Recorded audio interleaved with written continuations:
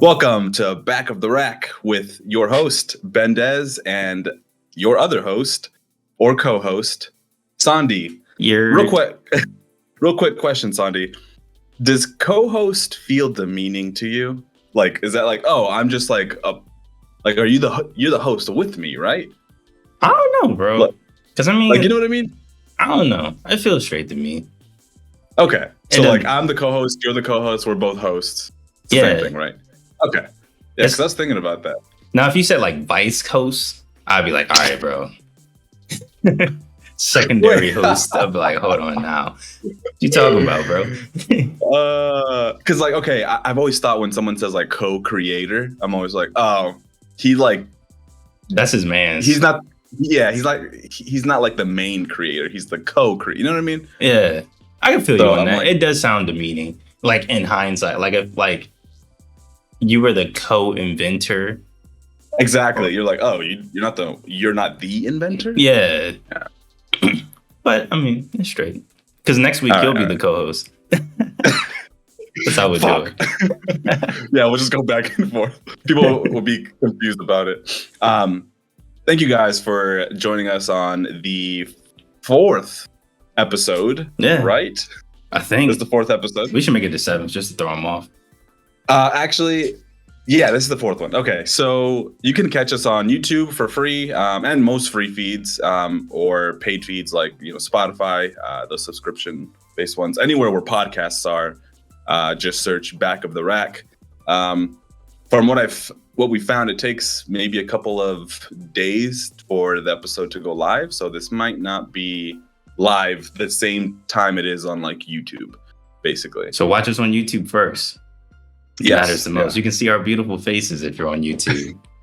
That would be the ideal way to enjoy the show, I would say, watching the video cast, because we do have like gameplay clips cut in between our yapping, so it's more therapeutic. It is, yeah. And I've actually gotten a lot of feedback from some friends and family. They're like, oh yeah, like it's so smart to have like the gameplay and the way you guys are talking. I'm like, has that not been done before? But I'm going to do some research now. Now that you say that, I'm going to do research and see if there is like podcasts that do that or not. I don't know. I don't really watch gaming podcasts. I more or less listen. Yeah, I've noticed a lot of the ones that I've listened to, they do have a YouTube channel, but then like they don't, it's just like static images. Sometimes they'll have like a loop of like a game on it or something, but they don't have anything as thorough as us, which is a goddamn compliment, really. Yeah. See the scrolling background? You know how long it took to render this? Sweat and blood and tears into this fucking beast. So I want you to start this week first, though. How have you been? Because you got No Kill Kill poster behind you, bro. Where's the staples? Yeah, I actually. So let me just move this real quick. This is probably not going to work when it comes to the actual video, but it's actually like 3. I don't know. Can you see that? Kind of. I can see the 2 on the left. I can't see the one on the right. Is that a fridge next to you, bro? I have never. What the hell? No. Oh, he turns the camera off. Yeah, he thinks he's slick. So how am I doing? Let's see. I'm doing all right. I actually recently, at the beginning of the year, maybe in February or March, I got a new job. So that's going pretty good. Some ups and downs, but I'm learning a lot. And it's been a learning experience, I guess, to to sum it up. And let's see, what else? I've been going through a lot of CRTs. I had like 3 at one point, and these, I don't know if you know, Sondi, but they're massive. They're massive. So like, I've been trying to find the right size for the retro room, is what I call it. And yeah, I've had to like switch out 27-inch, 150-pound TVs out of this like room back and forth. And I actually sold some on Craigslist and Facebook Marketplace.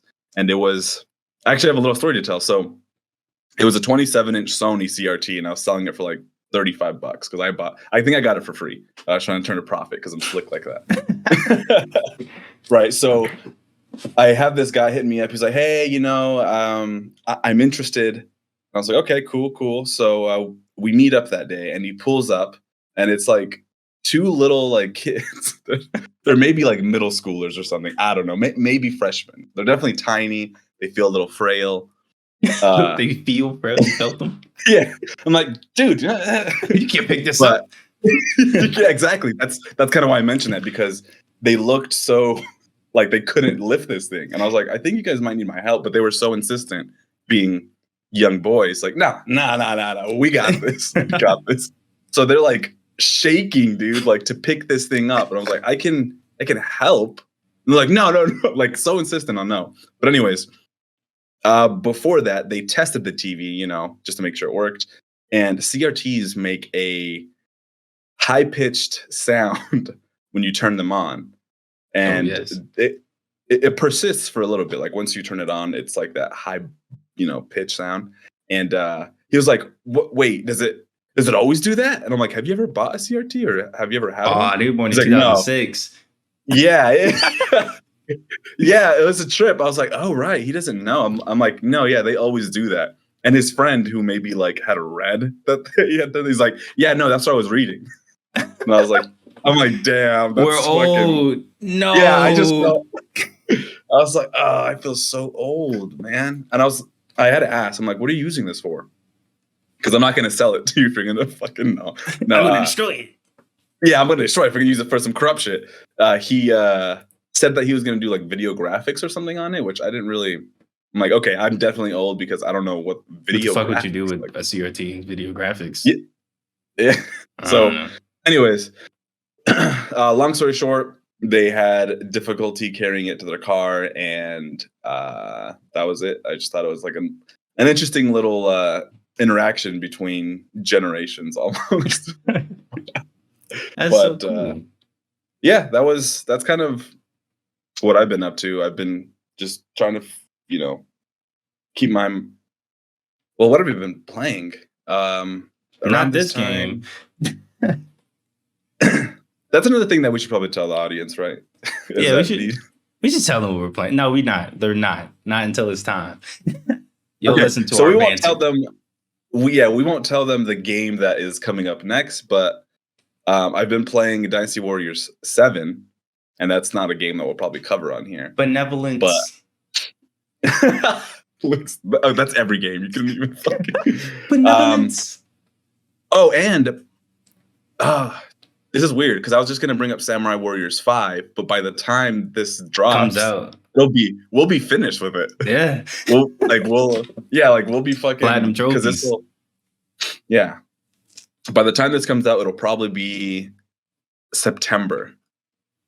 If I'm correct. I'm recording this in June. I mean, not June. I mean, July. January. I was trying to scare him. It's 2008 when we're recording this. And we're just dropping it. Yeah. We just played this game on release. We already knew it was back of the rack from the we already knew, yep.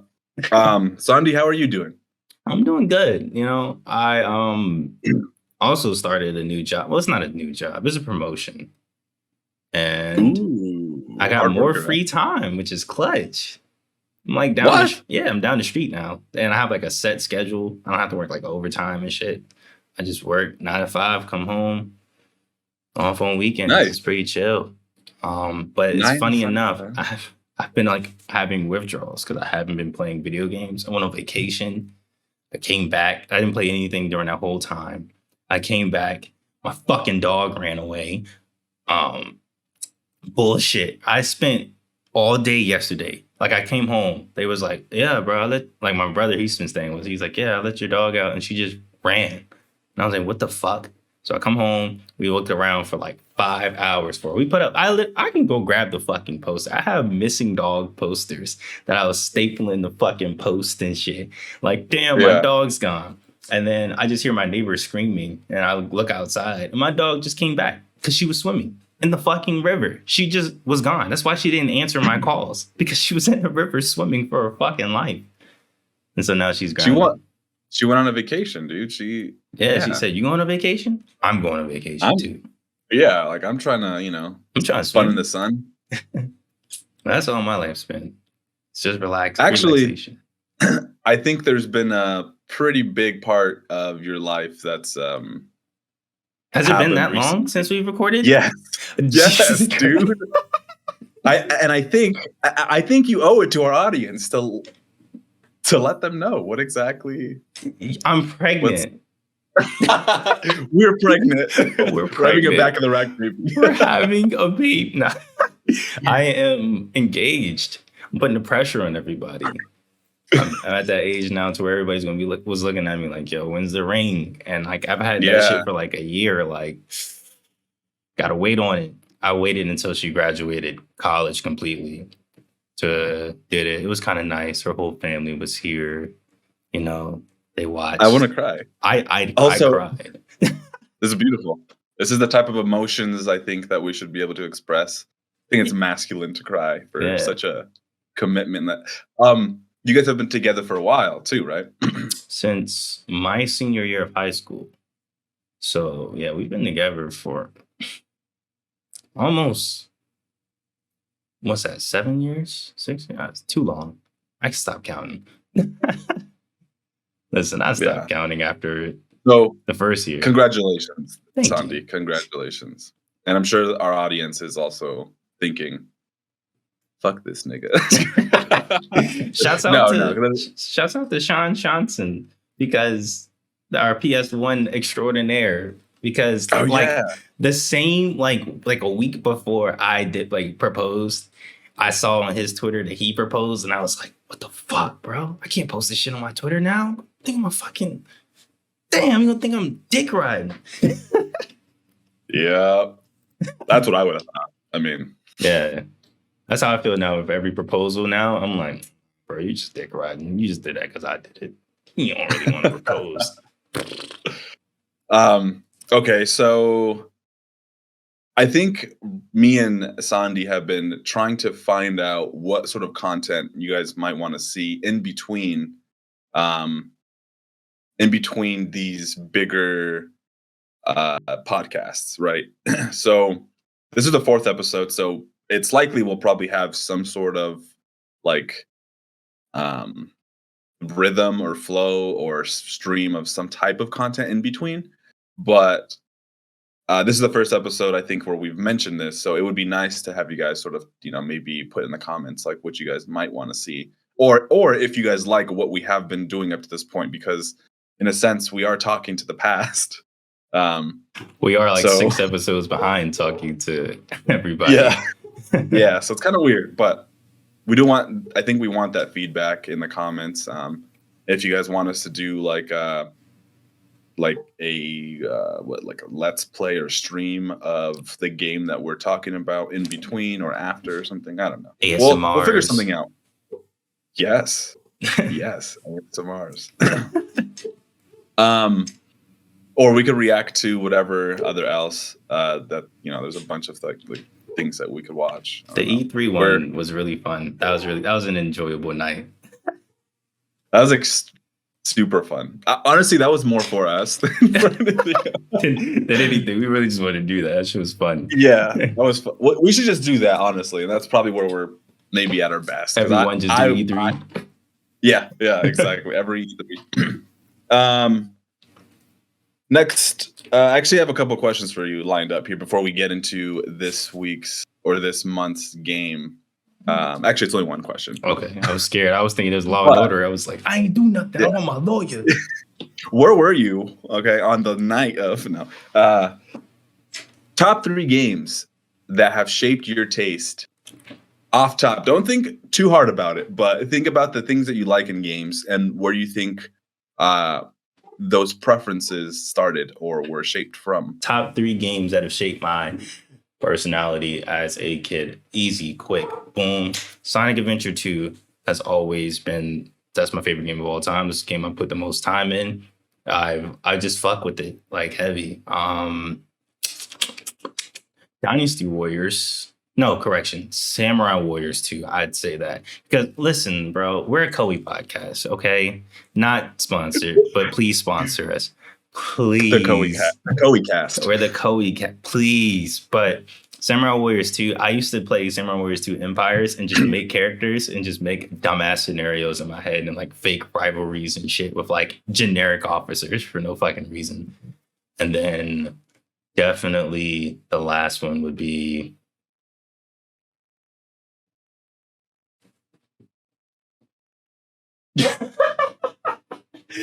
ah shit. I don't fucking know. No more heroes. There we go. No more heroes. Whoa, that was okay. That's out of left field for me. Okay. Yeah, I just thought about that because No More Heroes is also one of in my top 10 like games that I like of all time. But like No More Heroes to me, like aesthetically, it's just very interesting. You jerk your date to charge your lightsaber. You're doing all this just so you can have sex with your sister-in-law. Like it's you kill assassins. You gotta chop coconuts to make money to get a license to kill the next person. Like it's just so fucking random. It's internet the game. Yes, and it's so fun. So my top 3. So I think as far as like what shapes our preferences or tastes in games, I think it's largely, I mean, this is debatable, but I think it's largely like what you like the first transformative or impactful experiences that you had when you were a kid. So mine would probably be Shadow of the Colossus. And this wasn't even when I was like a kid. This was like when I was like 27. No, I was in high school. I think I was a freshman or something. But I think that game shaped a lot of what I like in other games, and that had such a like huge influence. I mean, from the way the camera's positioned, like when you're riding the horse. Oh yeah. I don't know if you remember, like it like pans out. It's so cinematic. Yeah, it's like boom, and then like you have your sword, and you're like manipulating the light to like guide you. So that's yeah. I mean, as far as like music in games too, I think that one was like this sets a tone. This sets an atmosphere, and then animation. I think just the horse's animation and the Wanderer, I think is what they like kind of call him. Very like just fluid, and there was a lot of love put into that game. Second would probably be Dynasty Warriors. Which one though? Yeah, there we go. He's about to be a poser and say 9. No. Although that would be more honest, as if I said like Dynasty Warriors 3, which I haven't played. Dynasty Warriors. Okay, this is going to trip you up. The first Warriors game that I actually like really played was Senran. Not Senran Kagura.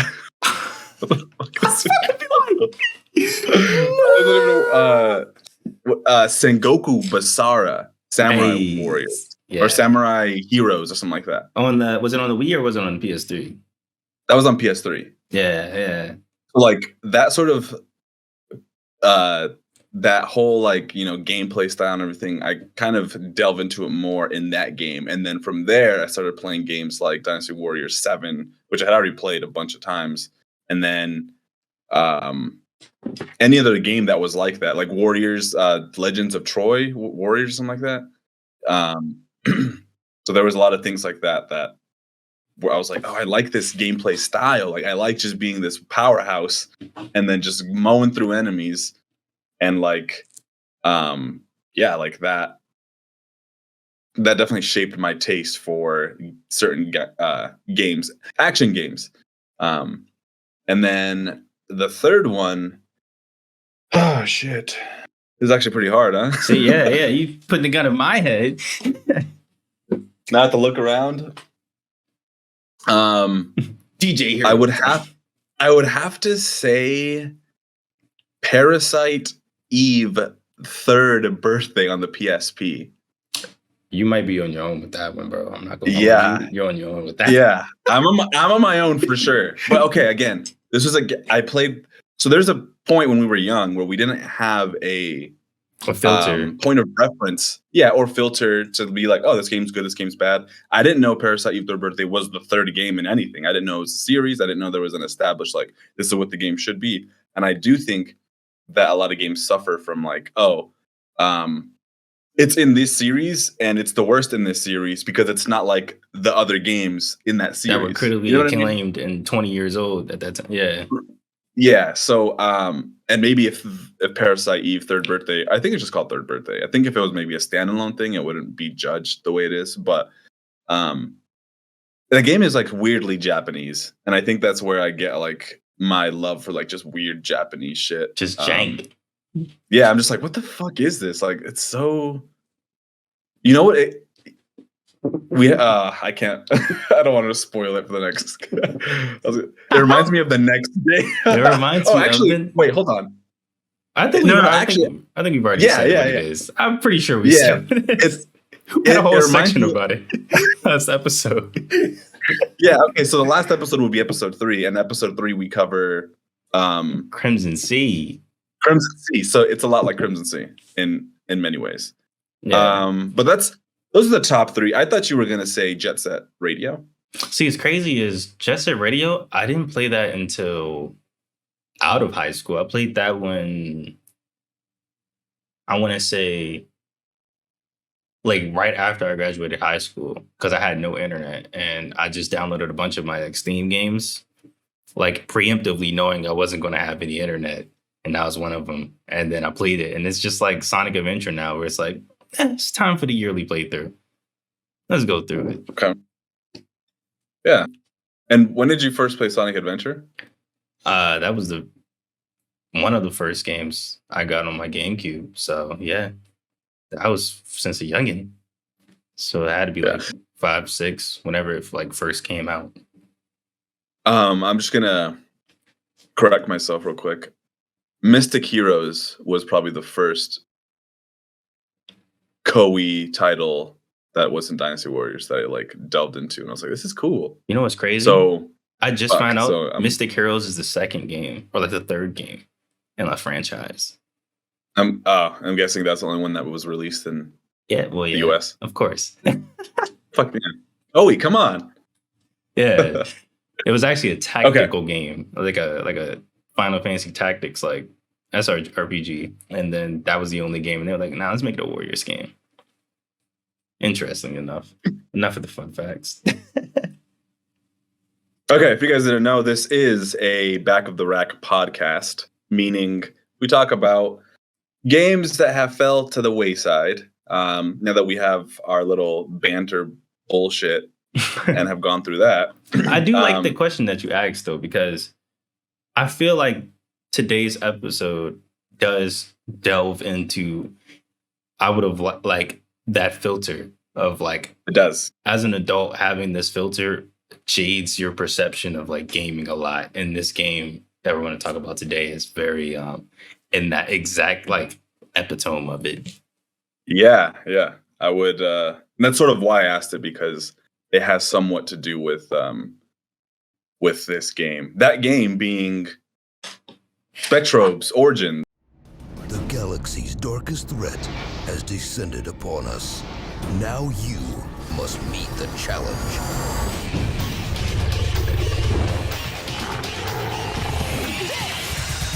Lead the battle. Over there! Get him! Let's do this!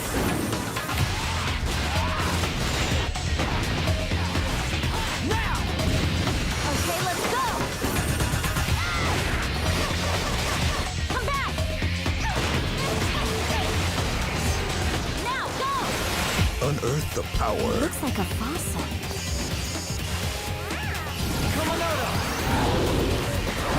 Discover the secrets. And save the universe.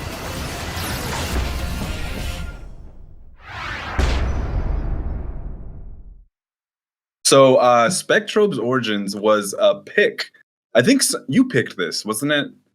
We both owned the game. Yeah, I think you pointed out like that you had it, and I was like, I think it was episode 2, actually. Funny enough. And I was like, yeah, that's a Back of the Rack game. No, I'm dead ass. That's a Back of the Rack game.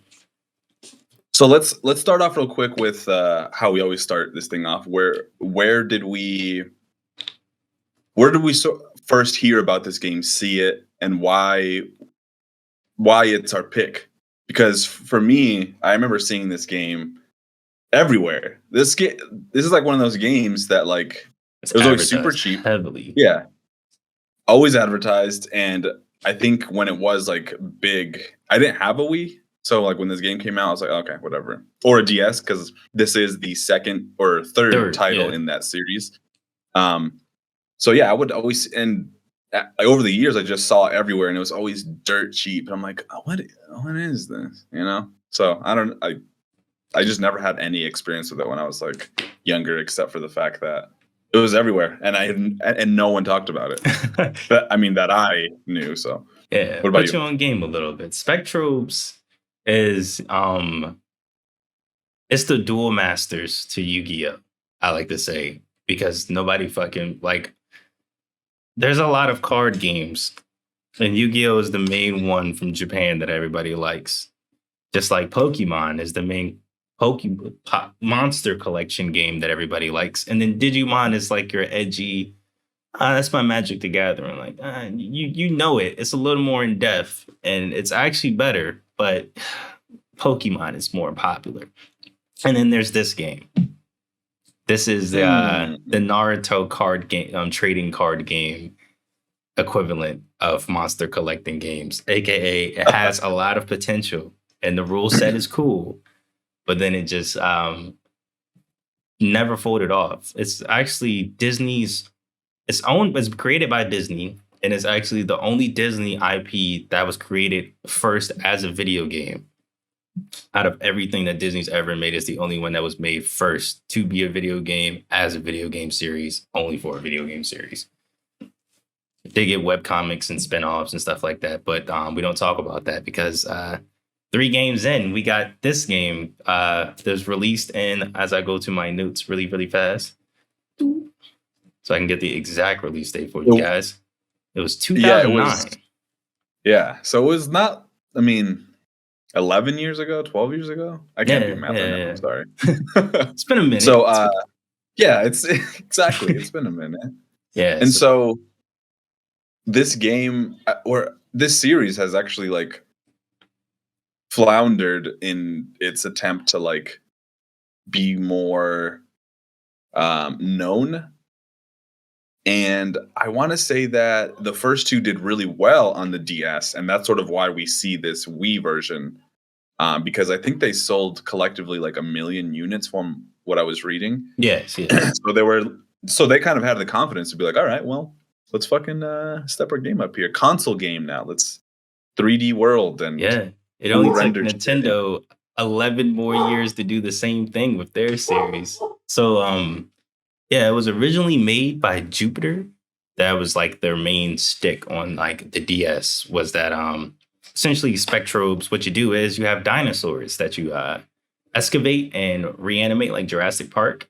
And on the DS, you would actually blow into the cartridge and yell like, "Go Spectrobe!" and like scratch it off and stuff to like perfectly etch your fossil so you can like etch it out.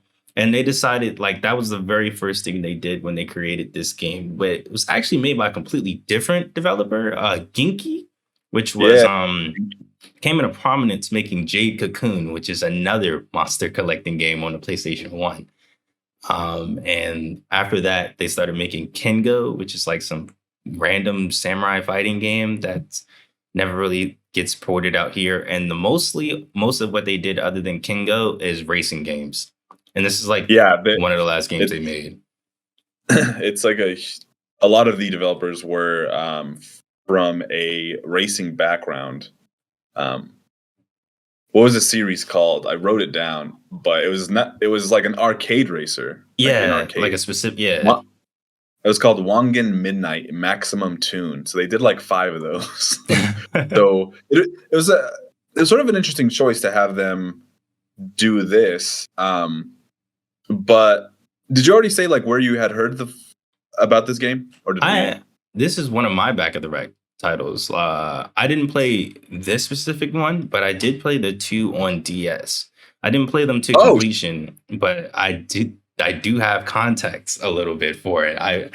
This is like back in the days, you know, when you had like $5, and like, fuck, I need a game. and just pick this up. I think I want to say I stole the first game. I don't even think I think I bought the second game, and I think I just found Spectrobes somewhere and was like just the little DS cartridge and said, "Huh, put that in real quick," and just left. Yeah. And played it. But Okay, I don't so then remember you it had because some that was like, experience with. yeah, that was like 6th, 7th grade. So I don't remember anything about it. That's all a blur. I try to repress those memories.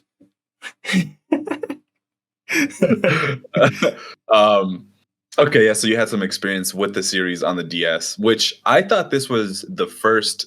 I mean, Spectrobes Origins.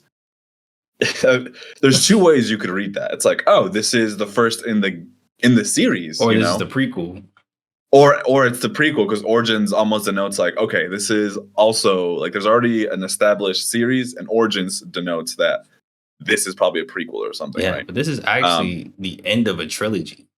When they started Yeah. developing this game, I think they got the word that, hey, we're not doing this shit no more. It's bleeding money, so wrap it up.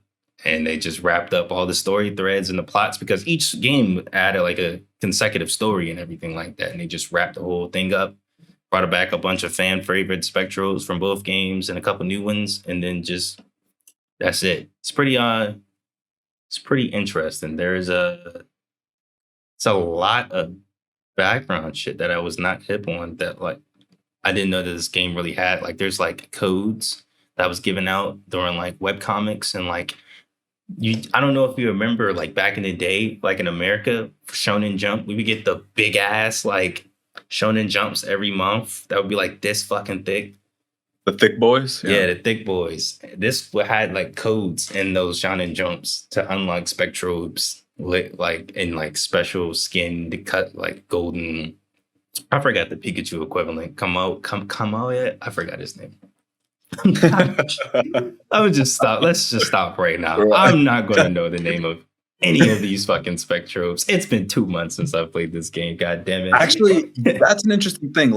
Before we get into the names, we can sort of tie that in with this next section, which is usually the presentation side of the game, which is I don't know, Sondi, what did you think about this? Like presentation wise. So, we're talking visuals, we're talking voice acting, story, or maybe not story, but maybe how it's presented in in-game pacing. And yeah, like what'd you think about all that? This is definitely a kid's game. You can tell that. This is very kid friendly, but it has Yuri Lowenthal, so it's an automatic 10 out of 10. Nah, it's but for what I can say immediately off the bat, they do set a good precedent. Like with the visuals and the way that the story is presented, it's very one thing, my biggest complaint with Pokemon games a lot of the times is that it feels like they throw in the legendary Pokemon and the evil team as like a means just to get the legendary and just to do some shit, so you're not just going through the 8 gyms fighting the Elite Four, just so it's like, oh, there's something else you're doing.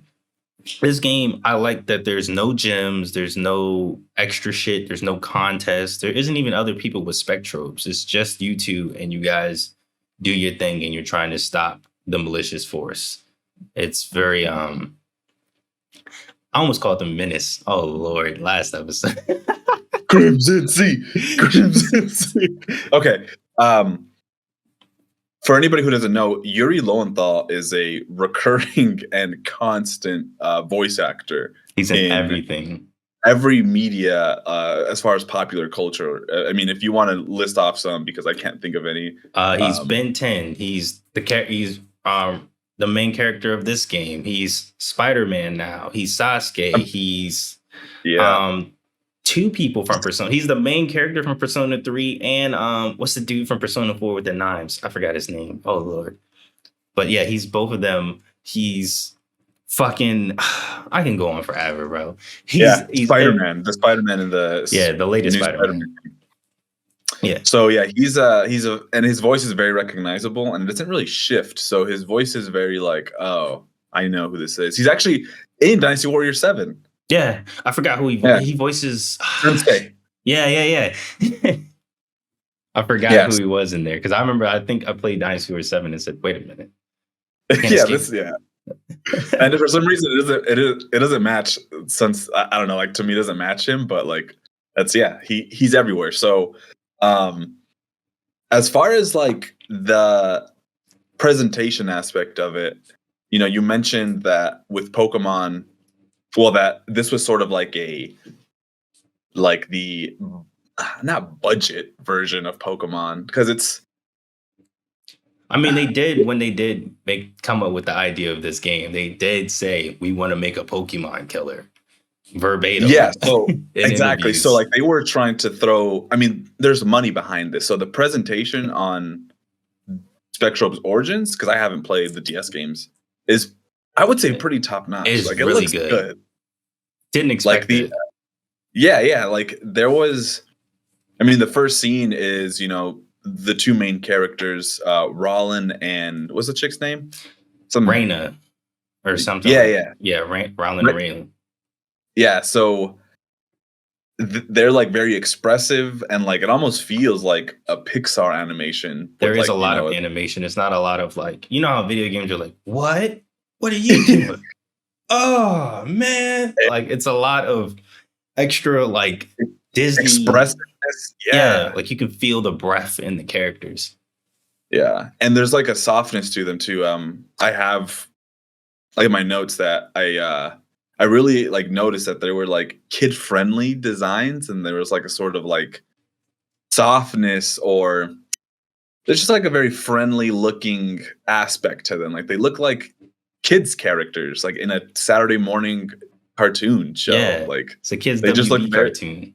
yeah, they look just like, oh, we're just cartoon characters. It felt a little bit, and obviously this is from Disney Interactive, so it felt a little bit like Kingdom Hearts 1 to me. Some of like their animations, and some of their expression. Like I was like, oh, and even like the voice acting or like there was a little bit of Kingdom Hearts 1. I was like, oh shit, it kind of reminds me of this. So yeah, if you like that.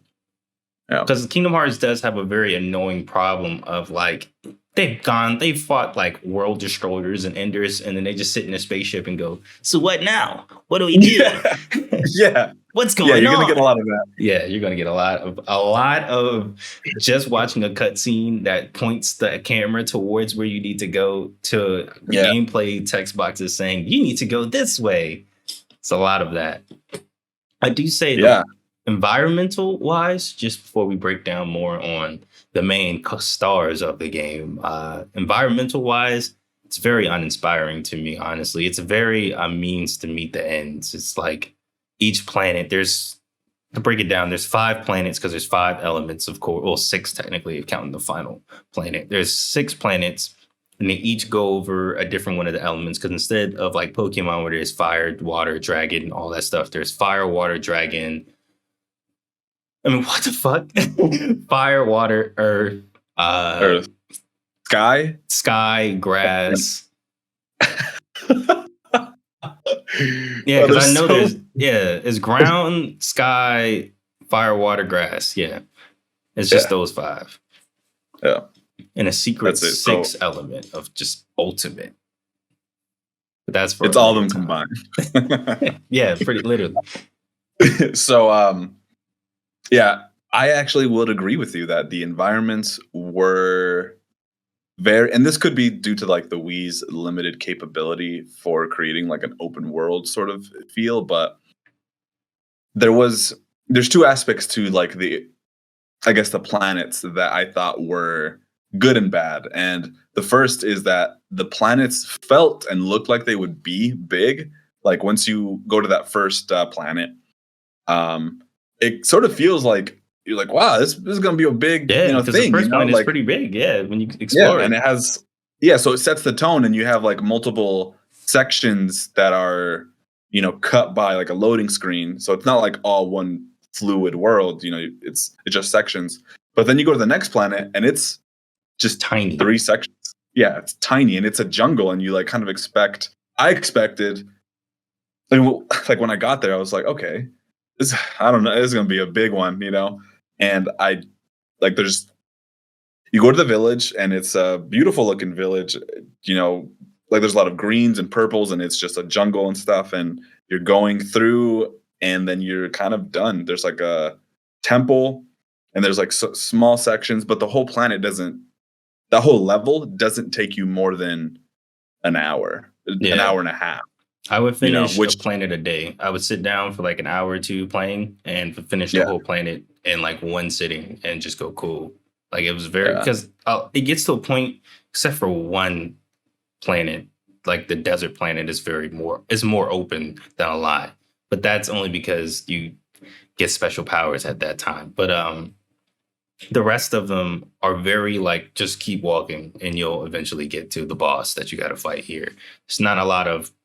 There is offbeat paths, but they're kind of lackluster because they're not really going to get you a lot of like. There's nothing extra really, like because with Spectrobes they're fossils.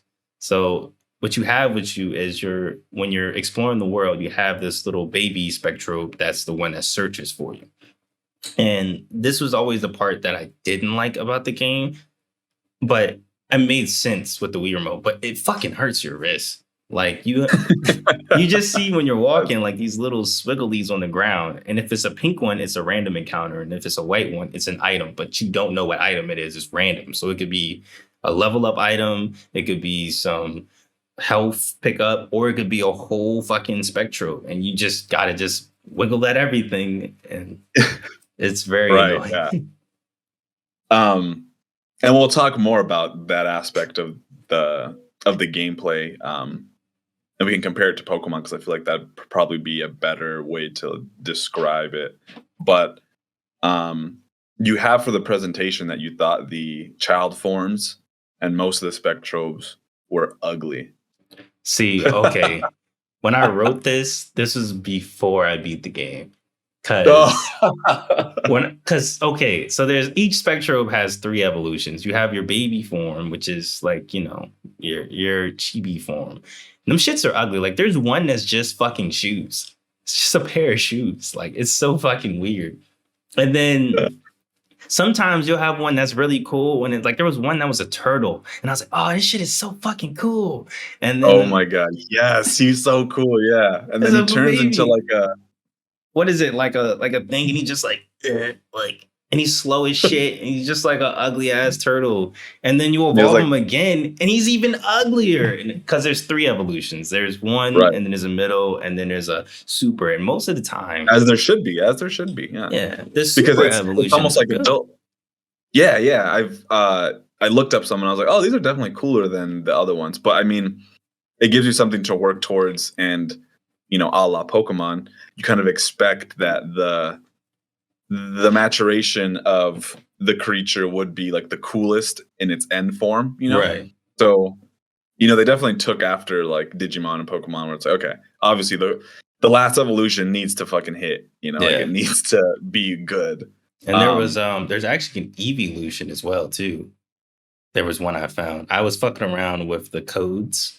So I just wanted to see like all the actual Spectrobes, and there's like a Jolteon, Vaporeon, Flareon in the game. Yeah, it's just like a random dog, and it looks really cool. But I mean, it's fucking ass. But I mean, hey, what can you say?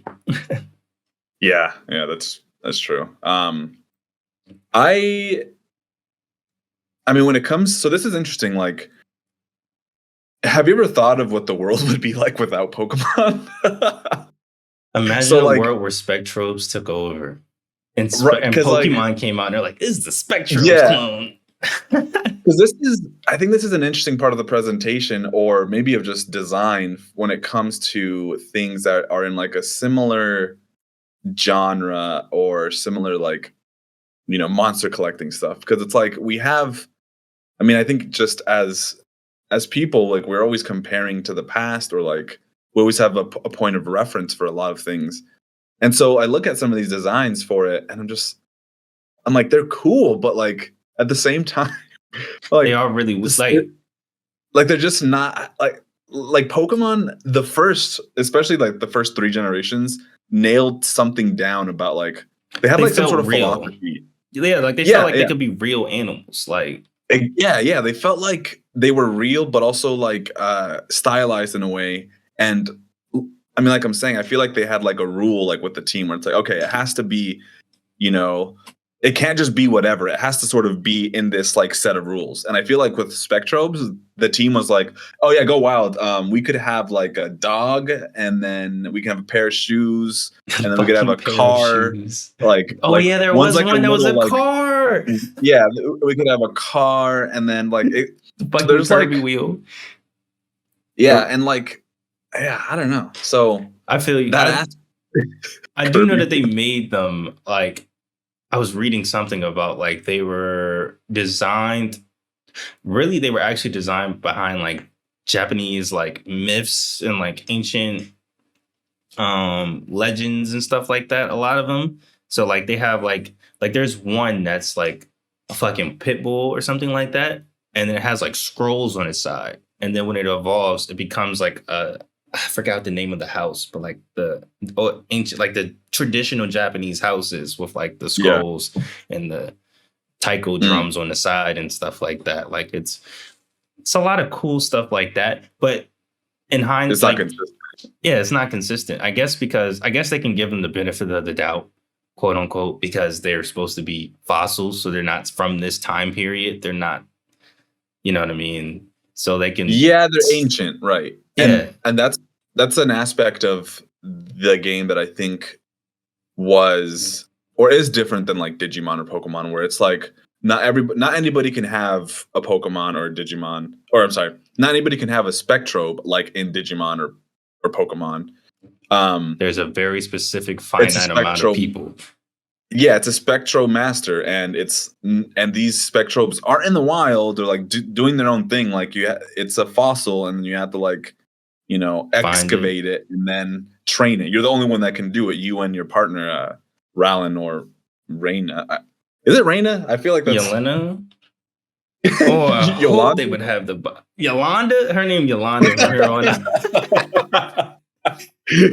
Yeah, so Yolanda Keisha, which and you yeah, but yeah, so like that aspect of it is interesting when they're like, okay, no, not everybody can have a Spectro.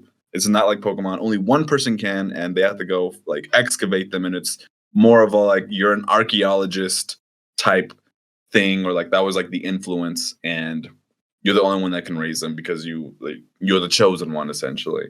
Yeah. So I do say. I mean, there's that. Yeah, I mean that's interesting. Go on. No, you start. No, no, you. no, you. I was going to say that's a good little segue into our gameplay. Yeah, there we go. The biggest thing, I guess, to differentiate this, you're not throwing balls at stuff. You're not befriending them. You're not. What other monster collecting games are there? You're not. Neopets. Neopets is wait. Yeah, that's like technically. Yeah, you're not holding a gun to his head saying, give me more money or join my party like Persona or nothing like that.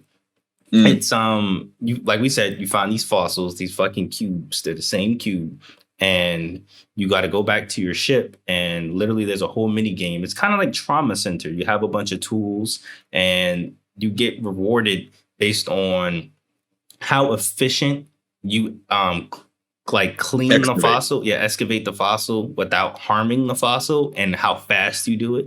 And when doing that increases like the base level, because that's how you get your Spectrobe. So what you do is when you excavate it, it gets a set level that's based on your character level, because you also fight along your Spectrobes, which is one of my favorite things about this game. And then you evolve them. Let's go into the sort of like the gameplay flow, so we can explain to our listeners like what exactly like what. Okay, so you just explained the excavation part of the game, which is a huge part of the game, mind you, and this was like one of the things.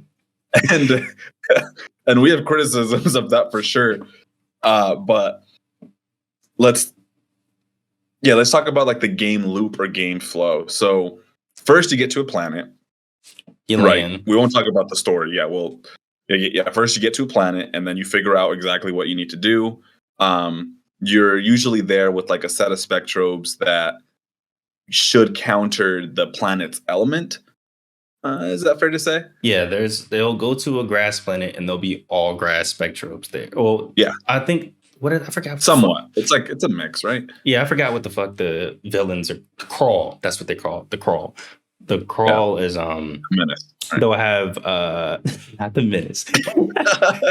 They'll have like different elements and stuff. So you go to the grass planet, there'll be grass crawl, and so you just use a fire crawl at the grass planet, and vice versa. You go around in the whole loop and stuff like that. But you essentially you go there. There's a problem you have to solve. You go through and you walk through. There's most of the time environmental puzzles and bosses you got to fight, and then at the end, yay, the day is saved, and you go to the next planet and do the same Yeah. thing. It's a very You simple you loop. don't get to yeah, you don't get to fly the ship. You just choose, like, you're in the ship, and then you get to choose where you go, and then it'll just, take you there. So it probably would have benefited from something like the way Kingdom Hearts has like the little gummy ships where like you have to like. I mean, that would have been Yeah. cool. Maybe not. I don't know. Maybe it would have been cool. Maybe Yeah. it could have been annoying. But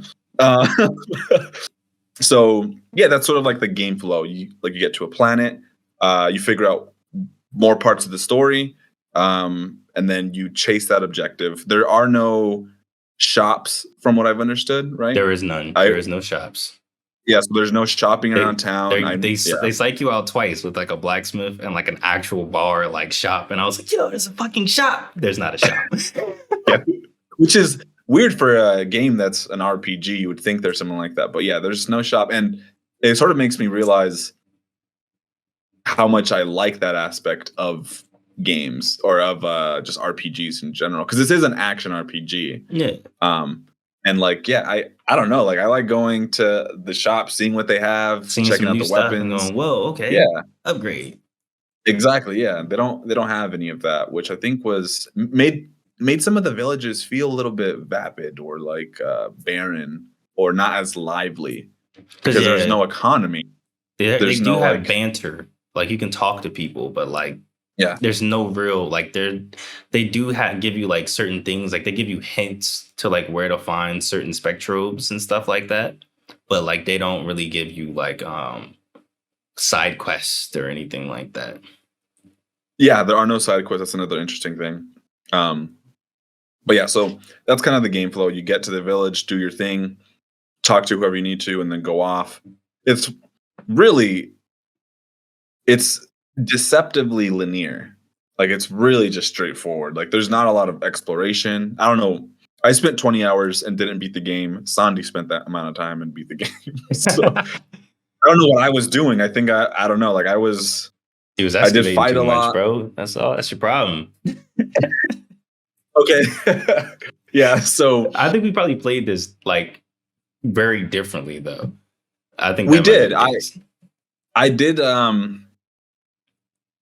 don't know. I was kind of in a different space with it. I kind of knew I wasn't going to finish it because of the time that we had, and my mind was already set on the next game that we were going to play. Oh yeah. So I was like, yeah. So I was like, okay, I'm just gonna, just fuck around. So like, I just like would look at shit and like just kind of slowly go through like stuff, and I was just like really trying to soak in what it was that the game was trying to be.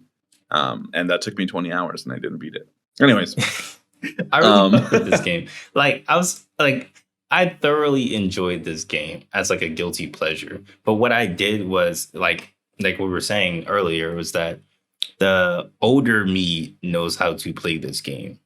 Like especially playing like games like Monster Hunter and Persona and like the next game we're going to play, just like in general, the way that I played it, I realized like at the end of every planet, like first planet you go to, first planet you finish, the very first planet, you get at the end of it, you get a fire spectral. They give you like a free fossil for a fire spectral. That's like way higher level than it needs to be. And I use that fire spectral to beat the grass planet. That's the next planet. And then when you beat the grass planet, you get a grass spectral that's strong against the water planet that you go to next. And you beat the water planet and you get a water. And it literally goes and they do the same thing. They give you the specific spectral you need to beat the next planet like, and it's way higher level. It's like the level it is like the level of the final boss of that next planet, and then you just go through the whole thing and just go through it. So it made it a lot easier to just sift through and go through the story, because I realized like, okay, there's going to come a point where like all the elements are in one spot, and I'm going to have to actually switch between Spectrobes and actually give a shit.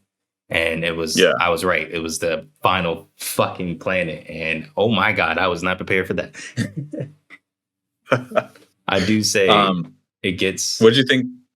Oh, go on. Oh, did you get like any of the other weapons and stuff like that? Like, what do you think? I guess, okay, let's talk about combat, because the way combat is you fight alongside your Spectro. When you fight, you have your own sword or weapon and stuff, and you attack the other Spectro, and you're send your Spectro to attack and defend and stuff. So what was your thing? Yeah.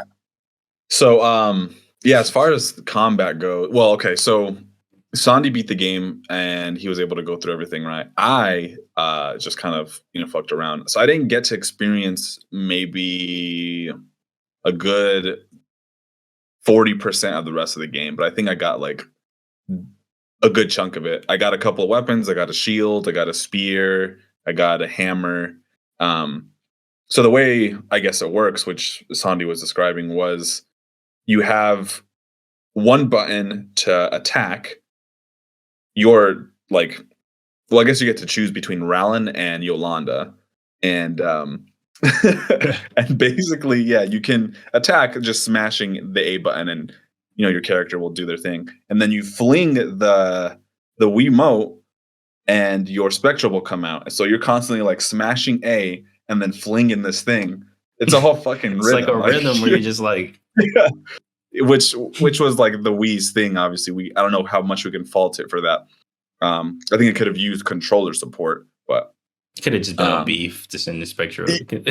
It didn't need to be this all the time, Yeah, because there's no block button, but there is a dodge roll that you got to do by swinging the nunchuck. I think I finally learned. Yeah. At the very end, that's how you. It's dodge really. roll. It was hard to execute. It was not. I'm like I'm having a hard time rolling. That's a lie. There is a block button, but you have to get the shield. It's shield, yeah. Yeah. So as far as the combat, I did enjoy it. It was, it was fun. It definitely gets tedious, you can immediately see that there's no depth, so it's really easy to master. And once you kind of got like the rhythm down, you're just kind of like tapping A, swinging out your Spectrobe, who will only attack your target if you swing it, or if you like aim at that target and like have him specifically attack that target. Yeah. So there's that aspect of it. Sondi, you kind of had mentioned like that there was 3 evolutions for it, right? Yes. So the first one, the baby probe, the baby trobe, they don't help you in battle, but they play more of a support role while you're not exploring, but going through the maps. And they can, if you flick the remote, like so, it'll walk 5 feet. Yeah, it'll walk 5 feet, stand there for a good second, and then it'll emit this like pulse, sonar. The sonar that'll like reveal like a little gem, and those gems that you find, you feed to your Spectrobes to level them up. Yeah.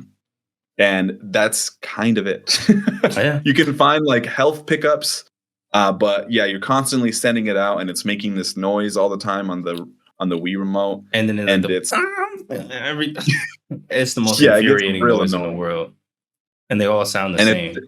And it sounds bad too. It's like the mixed audio on the Wii remote. It's like blown out. Yeah. I'm like, wait, is mine?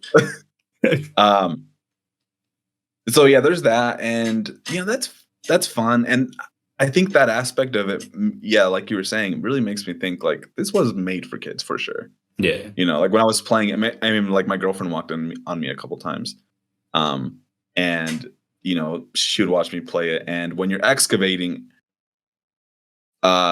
after you're done excavating the Spectrobe, it'll take you to another screen where you have to like do a jingle. Like each with the Spectrobe has a jingle, ding, ding, and ding, it's ding, yeah, ding, like, ding.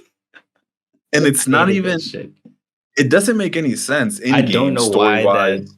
Oh, it's because on the DS versions, you had to Oh, okay. speak into the microphone and say "wake up" and stuff like that. I do remember that. That's why you had to. Yeah, because on the DS, that's how you send your Spectro to attack. Is you yell "attack, attack, attack" stuff. Okay. That makes more sense.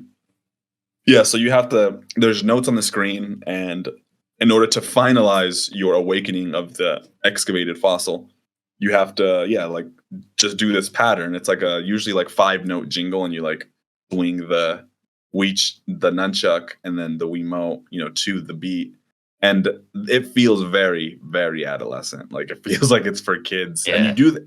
There's how many Spectrobes are there? Because you go through this Like so 60? many times. Okay, There's and like then you a- find there's- the same Spectrobe like over and 100. over. But the good news is you can exchange them for rare candies, essentially what they are. You can trade them in for rare candies or health pickups and stuff like that. I would say, though, it does towards the very end, combat does differentiate a little bit more because I believe it's the ice planet. I believe that you get the ability to like. There's these doors that you can send like your children's Spectrobe to open. Like if it matches the element, it'll open a door, and it has this weird box. But you don't get the ability to open the box until the ice planet, I believe. And those have like different weapons and stuff like that. Yeah. So they have and the Special weapons. Yeah, they have like elements, and they actually have different attack patterns and everything. Like there's one fist that does like a Shoryuken. There's one that just does like a straight like charge Falcon Punch. There's like the swords, they have like 5-hit combos, and then there's one that's like just a strong like it kind of differentiates it a little bit, but I just stuck to this one sword that had like a 7-hit combo or something like that. It was an ice sword. I didn't even care if it was like a ice type or anything or like grass. I was just like, no, I'm using this sword, bro. It's too nice. The combo's too nice. Yeah, that's a good point that you bring up. Where I did the same thing. Once I found like a weapon that I liked, I'm like, I'm not switching to anything else. This is good enough. Because I think I only switched for one boss to like the guns, but other than that, I stuck to my guns. I mean, my sword. Stick to your guns, dude. Yeah. So I actually really liked a lot of like the animations for like the like different weapons, except for the guns, which I'm like, this is not fun.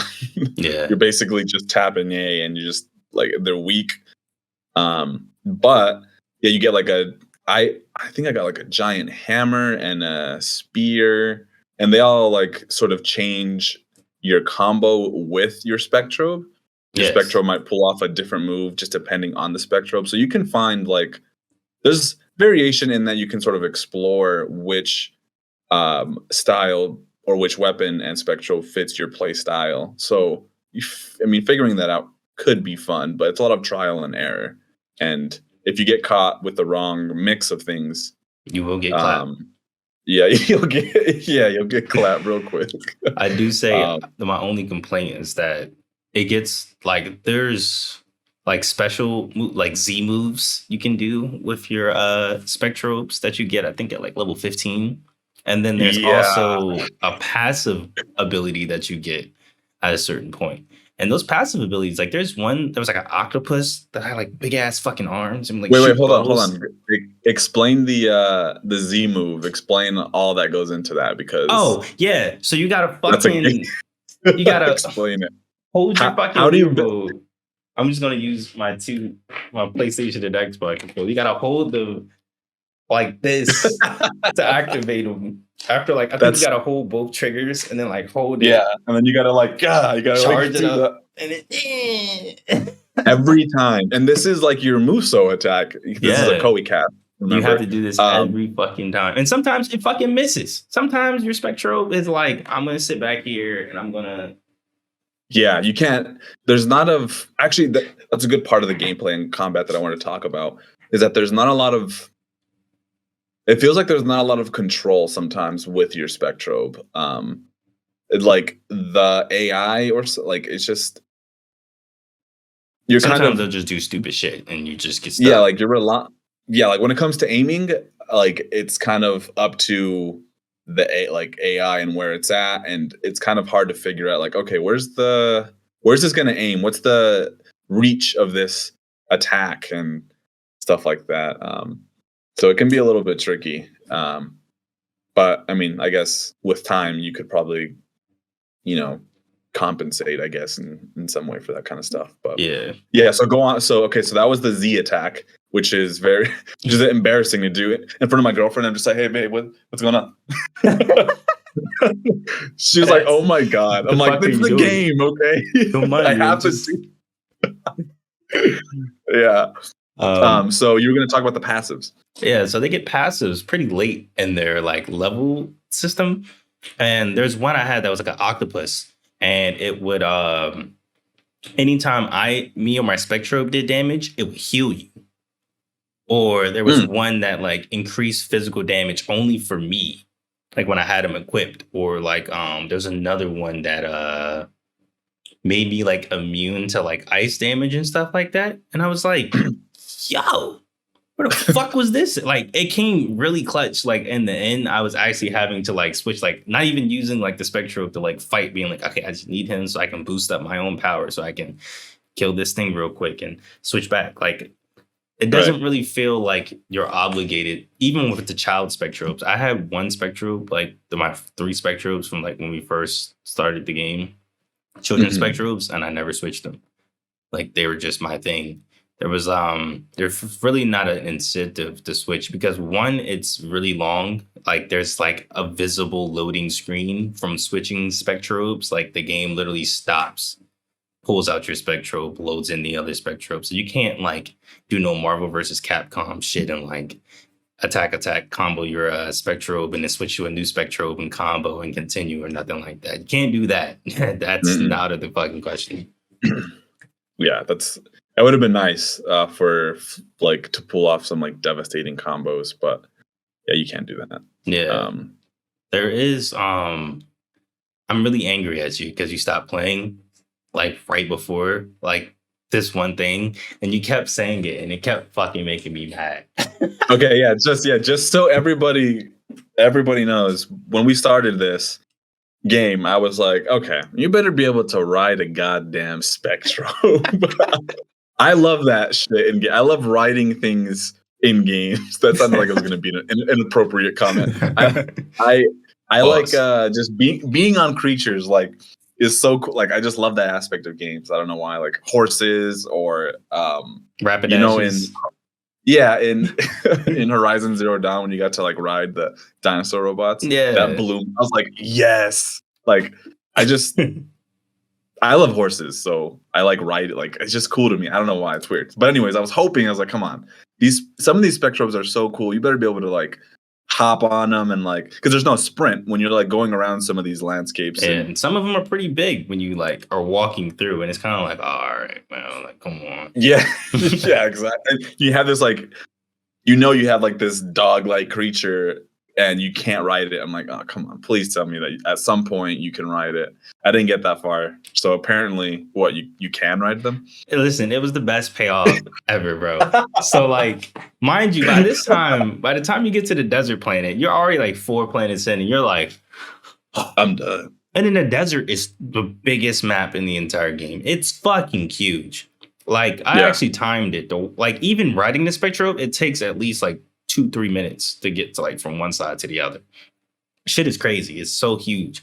And you're in this part of the map because what you're doing is you're opening, like, you're finding like hidden like bottom like holes, like digging holes, and then going into the ruins inside and popping up and making like a bridge type thing. Yeah. And fighting like this sandworm the whole time. So it's cool. So like, you're walking around this giant desert, and then at the end, like, this even huge like monster like fucking dune worm pops out, and you get the fucking it's like a legendary Spectrobe, like an ultimate Spectrobe, and it only just wants you to ride it. and you ride it out. It's the coolest fucking cutscene ever, bro. And then after that, you just have the ability to ride a Spectrum everywhere. So you just literally like when you are using your child form, you just like hold the button to switch which child Spectrum you want, and then you just switch over to the riding one and just and you're gone. Mind you, you can't like excavate, like you can't like search the ground and stuff like that. You still got to switch back to your child form, but it's so cool. It's so fast, and there's a sprint button on there too, so it's already fast. And then you just press that, and you just and you're gone. Like you can. Oh man. Listen. Damn, I missed out. Maybe I should jump back in. It made backtracking a lot easier because, like I was saying, like you don't get the ability to like get new weapons and stuff. And I was like, okay, cool. So I'm gonna just zoom through, get all the weapons, and zoom back. It was really. I would have, when I'm thinking about sort of that gameplay aspect and riding a Spectrobe.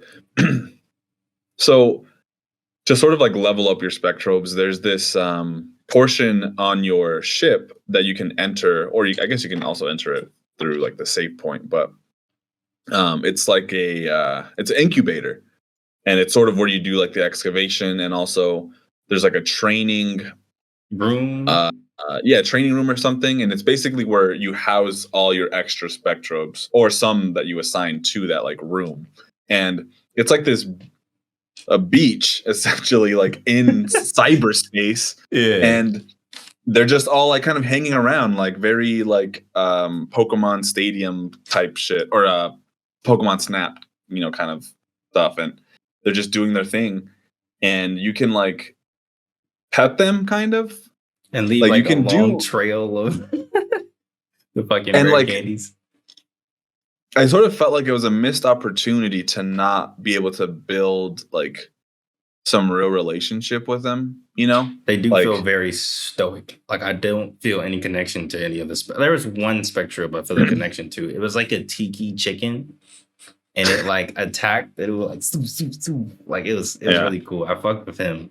But that's only because I had him since the beginning of the game, and he won me the game. So I was like, all right, that's my man's. He was my go-to. But there's nothing like personality-wise. There's no flavor text or anything to them that lets you know, like, hey, he liked tiki dancing, and that's why he looks like that. Yeah, the personality only comes through in the design. There's no other means of like, you want to mark this as your favorite Spectrobe, or like, you can do this with your favorite Spectrobe, or maybe if you build up that relationship with them, then you can ride them, or give you some sort of incentive to like maybe stick to like a small few Spectrobes and do something special with them, than to have 60 plus and just have no like real connection to them, because it's like, I'll use and dispense any of you and chain, whenever you need. Yeah, but I do feel that, because it wasn't until the actual, like, I got to the final planet and I walked in and I got my ass beat because they were like 20 levels ahead of me, and I was like, whoa. And I actually had to like sit down and go through each planet and pick which Spectrobe I wanted for like my final team, and like evolve them all and everything. That's the only time that I really felt like I really like gave a shit about what I was using as a Spectrobe, was because of that one moment and having to actually like grind them. There's another like tidbit that I learned, that Spectrobes actually get more stats. Like their stats increase way higher than if you use the items that specifically train. It makes no sense. Yeah. Like, you get like, are you talking about like those stat specific, like, this will increase their HP or and attack and stuff. Yeah. You get a lot more from just straight up grinding. Oh, okay. Okay. So I guess in that way you can't sort of like do the EV training. You know how in Pokemon you can like so in that way you can make your very favorite Spectrobe the most, strong or whatever. But because there is no limit on stats, so they could just keep increasing. I guess I'll add that it's maybe not entirely fair for me to say that you don't build a relationship with them when I didn't beat the game and didn't like go all the way through. I mean, to be fair, I didn't like, build a relationship with any of them. I only remember Tiki Chicken because he had the best, like, combo wise. And Yeah. besides, like, he was the only Spectrobe that I visibly saw when I was fighting that, like, I didn't even have to wiggle the Wii remote. Like, he would just automatically, like, just knock some shit out. And I was like, whoa. That was the only one that genuinely was, like, very aggressive and aggro and combat. But everything else was, every other Spectrobe, I was kind of like, you're a tool. Damn. Yes. Yes. But the game does make it like that's what they're for. It's like these are just tools. Yeah, they don't make no connections other than like the Pikachu of the game. But I evolved him, so he wasn't Pikachu anymore. Right. Yeah. I don't know. It's funny because like when you think about things retrospectively, like I did enjoy. There was like an electric one that I liked that was almost like a Suikoden or like a Raikou. I know which one you're Clone. talking about. Yeah. Yeah. I was like, damn, that guy's cool, you know. And I always wanted to have him, even if he was weak against, you know, the thing. But I think as far as gameplay goes, That's it, really. we've covered like all the aspects, right? Yeah, it's the gameplay is just as one dimensional as the environmental and like story wise. Like it's Damn. it didn't hit like I was playing it. It didn't hit me until I hit the final planet, like where I actually had to hold on, okay, and like sit down and actually like play because there's a couple like. Is a little like the final planet is literally a gauntlet of you'll walk into a room, there will be a bunch of enemies, and they'll all be different elements. Like it's not like, okay, this is the fire run. Like, no, they're all different elements. And you gotta swap. And like they have like it's like the ones that have like shields and like you can't just like attack them from the front. You gotta attack them from the back. And like this one's only strong to Spectrobes and stuff. Like it was a lot of those. So like I had to like really flip flop between all of them and like take out each one. Then there's mini bosses in between. Like you fight all the bosses again, like a boss rush, and then you fight this boss, and then like the final boss has like his own Spectro. And this shit is crazy, bro. Like I think I guess, you know, kudos to like being able to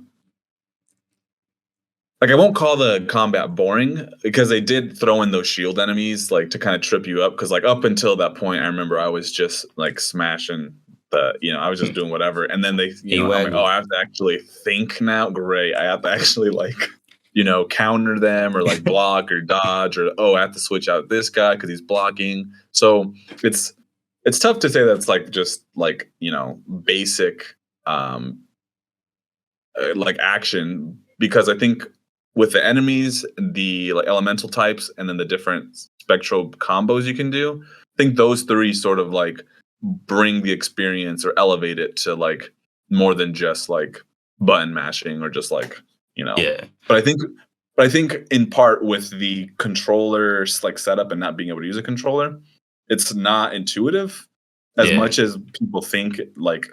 Or the developers think that the Wii is intuitive in that way, but yeah, because you're doing all this wiggling and waggling, and there's certain bosses to where they like because you can aim and like select your Spectro to target a specific person, but you can also make it target a specific body part, and there's weak points and stuff. And yeah, it's kind of hard when it's like I'm waggling, this camera's fucking crazy, I'm fighting, exactly. I don't know what's going on, and it only gets worse as the bosses get more elaborate. Like there's bosses that are like by the end are like not made for this game. Like they're doing like full Monster Hunter jump attacks, spray spins, like with rays, like everything. Like it becomes a bullet hell. Then after the game, there's a whole like post game, and there's like extra bosses and stuff on each planet, like Andres and shit. Yeah, and the post game content is incredible. I grinded each of my Spectros, like even some that were like level 10, level like 15 and stuff like that, all the way to like 60, 65 to fight the final boss because that's how bad I was getting my ass kicked.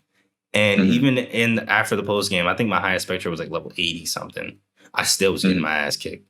Like this shit was crazy. Damn, yeah. I think my highest was like 35, 40.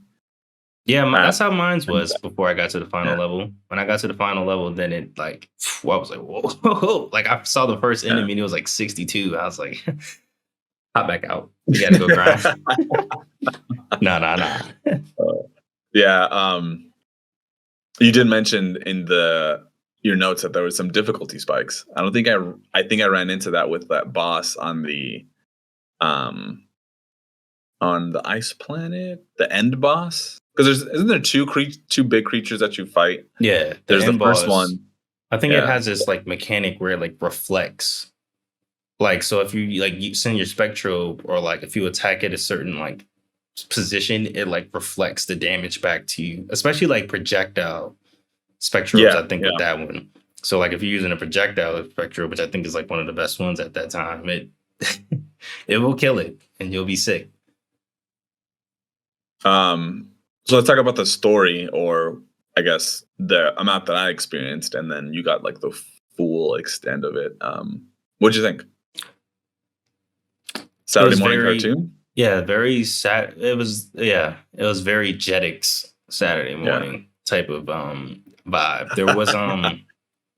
There was a fake out that they tried to do with okay, so story wise, you play as the king characters from the first two games, and you get magically transported into this wormhole that sends you to a different galaxy. And you got the crawl is there. You've been fighting the crawl for a long time, and you go, "Hey, I'm going to go stop the crawl."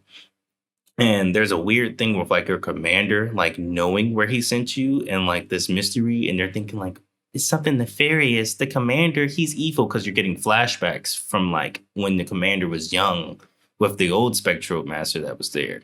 And that's hence the Origins name is the origin of the crawl and the origin of the main villain and everything like that and how it all went.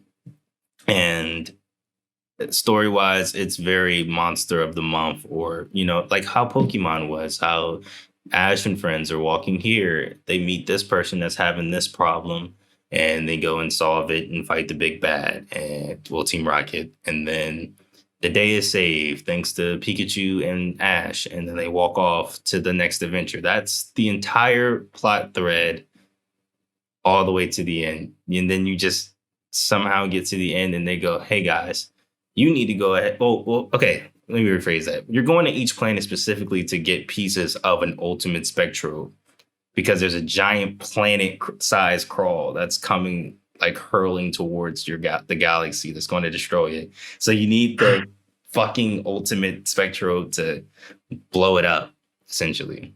The Death Star. Okay, so just to sort of like rephrase, or to make more clear the outline of the story. So yeah, you play as two characters, and like Yolanda. you are Yolanda and Rolando, and you guys are in a ship, and you hit a wormhole, like he was saying, and you get transported to a different dimension, and as far as like the episodic nature of like Pokemon, like you were describing, yeah, each planet has like a side story that's sort of slightly intertwined with the main story of collecting those pieces. So yeah, you do get like sort of a monster of the month, or a very episodic, like, oh, we have a problem here on this planet. You just got here. Do you want to solve it? And then somehow it's like loosely tied to like the main plot. So then they're just like, oh, wait, you helped us with this problem? Well, check this out. This temple has this thing, and my father and I was actually this or that. And you're like, oh, okay. So it's like loosely tied to it in some Right. way. And yeah, there is that aspect of like intrigue, which honestly I kind of was digging for a little bit. Which was like that their commander, they didn't accidentally get sucked into that wormhole. It was like possibly them like there. intentional. Yeah. Yeah. So like he's acting all weird, and they're like, what's happening? There's a interesting. So let's describe Rowland and Rolanda. So Rolanda is the girl. That's not her name, just as a reminder. I forgot her name, honestly. Yeah, we can't remember her name. Yolanda, Rolanda. So she's like the smart, level-headed, astute, like, trope she's like a Choose your explainer. Choose your gadget. Building. Level-headed. No, Rowland, you can't run in there. And Rowland's the hothead. We're gonna stop him now. I'm gonna fight. Yeah. He's exactly like I was actually thinking about this too, like this little dynamic that they have where it's like the girl's like the smart, level-headed, ultimately likable, and Rowland's just like, impulsive and reckless and just like dumb and like doesn't know anything. Yeah. And I'm just like, what? Why? Like it's a trope for sure. I feel like I've seen it a lot. It does get interesting. I think it's the ice planet where yeah. the guy, he's like Rollins, he's like, you're not ready for this. Stop. Don't run in there. And he's like, fuck you. I'm going in there anyway. And then he fucks up. And then the dude's like, what the fuck did I tell you? I did the same shit 20 years ago, dumbass. I'm trying to help you out. Like, there's a lot of good character moments like that I dig. But I mean, he doesn't change. No, he still is the same character at the end of the fucking game. But I mean, it's just nice that there's some. That exact moment was when I was like, oh wow, that was a little like moment of him being stubborn and then all of them being humble and like a level of humility, a little bit of character growth, or like him learning from a mistake, which I don't know why I was like surprised at that. I was like, what? That's kind of impressive. It was a very fast paced scene, and I feel like the whole story is pretty fast paced. So I was like, oh shit, this is breakneck speeds we're going here. Like, but I didn't get to finish it, and I don't think I was that invested to finish it anyways, because it didn't feel like it was going to be rewarding anyways. Yeah, I would say finishing the game, like there's callbacks to the earlier games, like the first game's final boss is one of the bosses at the end of the game. And it's kind of like I remember it, and I was like, whoa, hold on. I remember where you're from. Like, that's kind of weird. And he's a jobber. And it's kind of like, bro, what the fuck?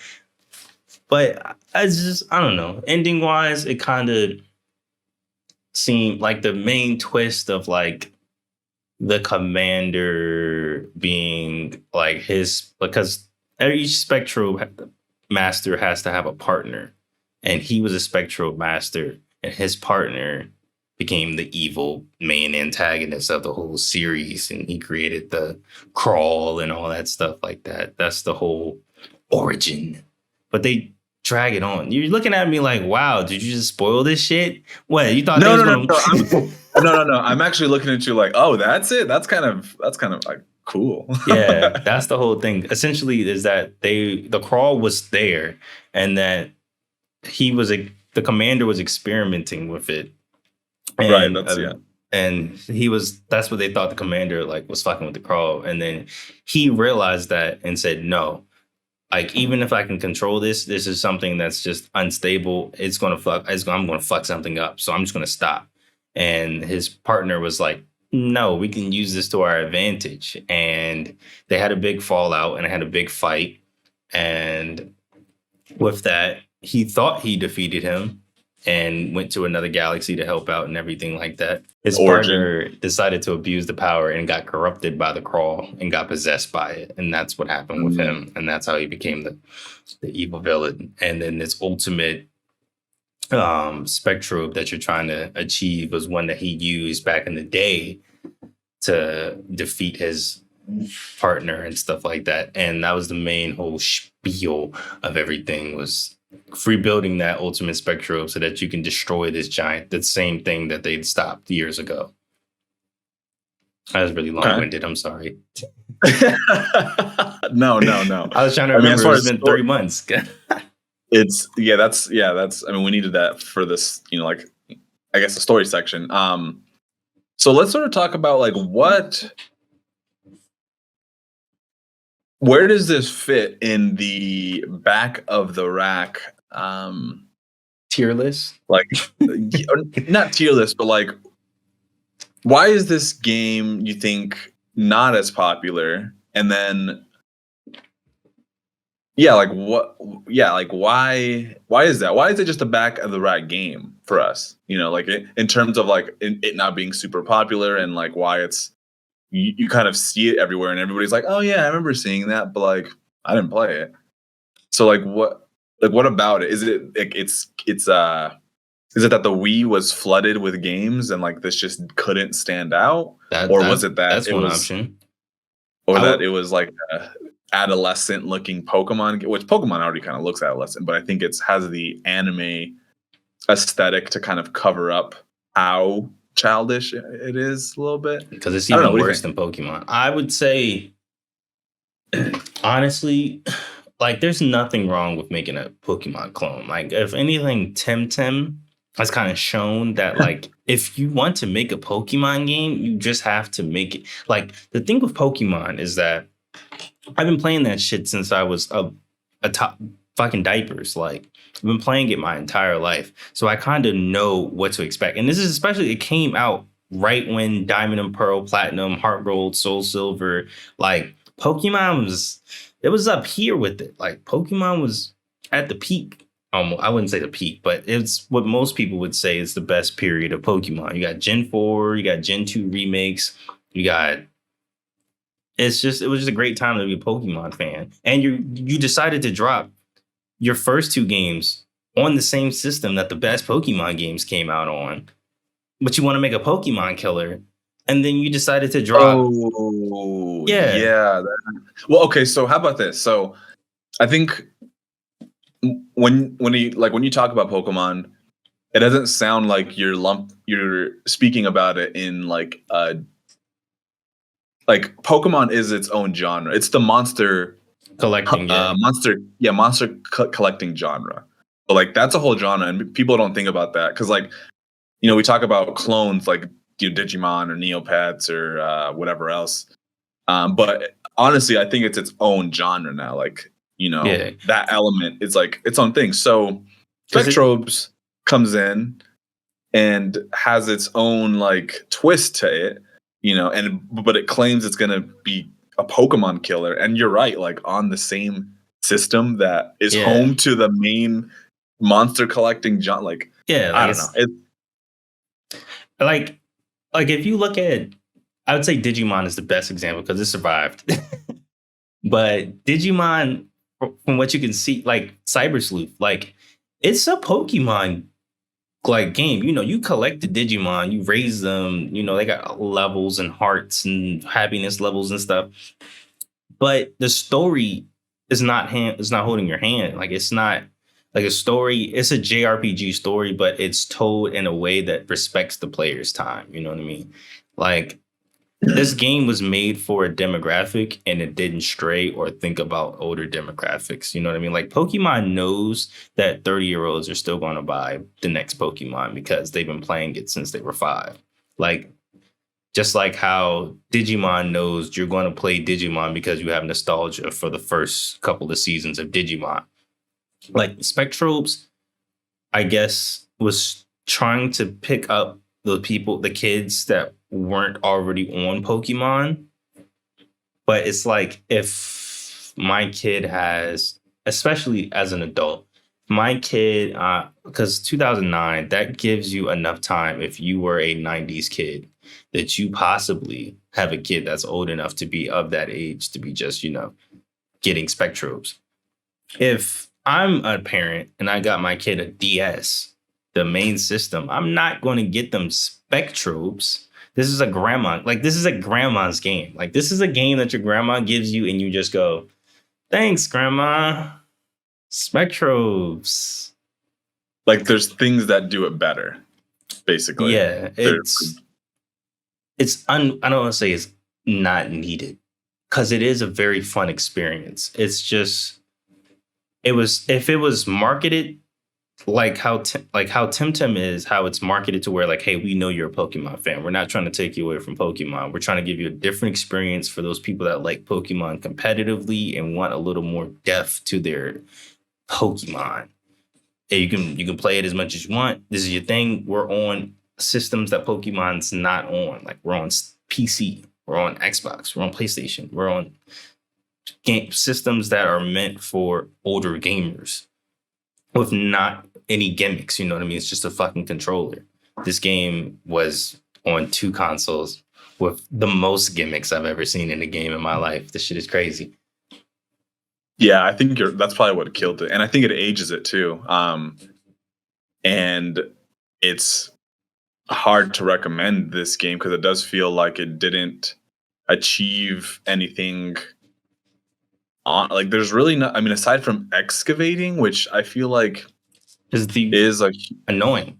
After yeah, like the like first after, couple of times, it's like, oh, this is cool. I really like this. This yeah, is really cool. And then the 50th time, you're like, no, yeah, let me guess. It's the same Spectrobe I have again. yeah, yeah. So it's, what's funny is I actually had my girlfriend do all my excavating after a while. Yeah, I realized that was that was a mistake I made. Fuck, I should have did that. Yeah, I think so. Spectrobes just didn't establish itself in a market where there was heavy hitters like Digimon and Pokemon, and in that field, it didn't bring anything new to the table to really be like, okay, so you know, there's the Pokemon monster collectors, and then there's the Digimon monster collectors, but here's Spectrobes. I don't think it was able to establish itself as like its own thing very well.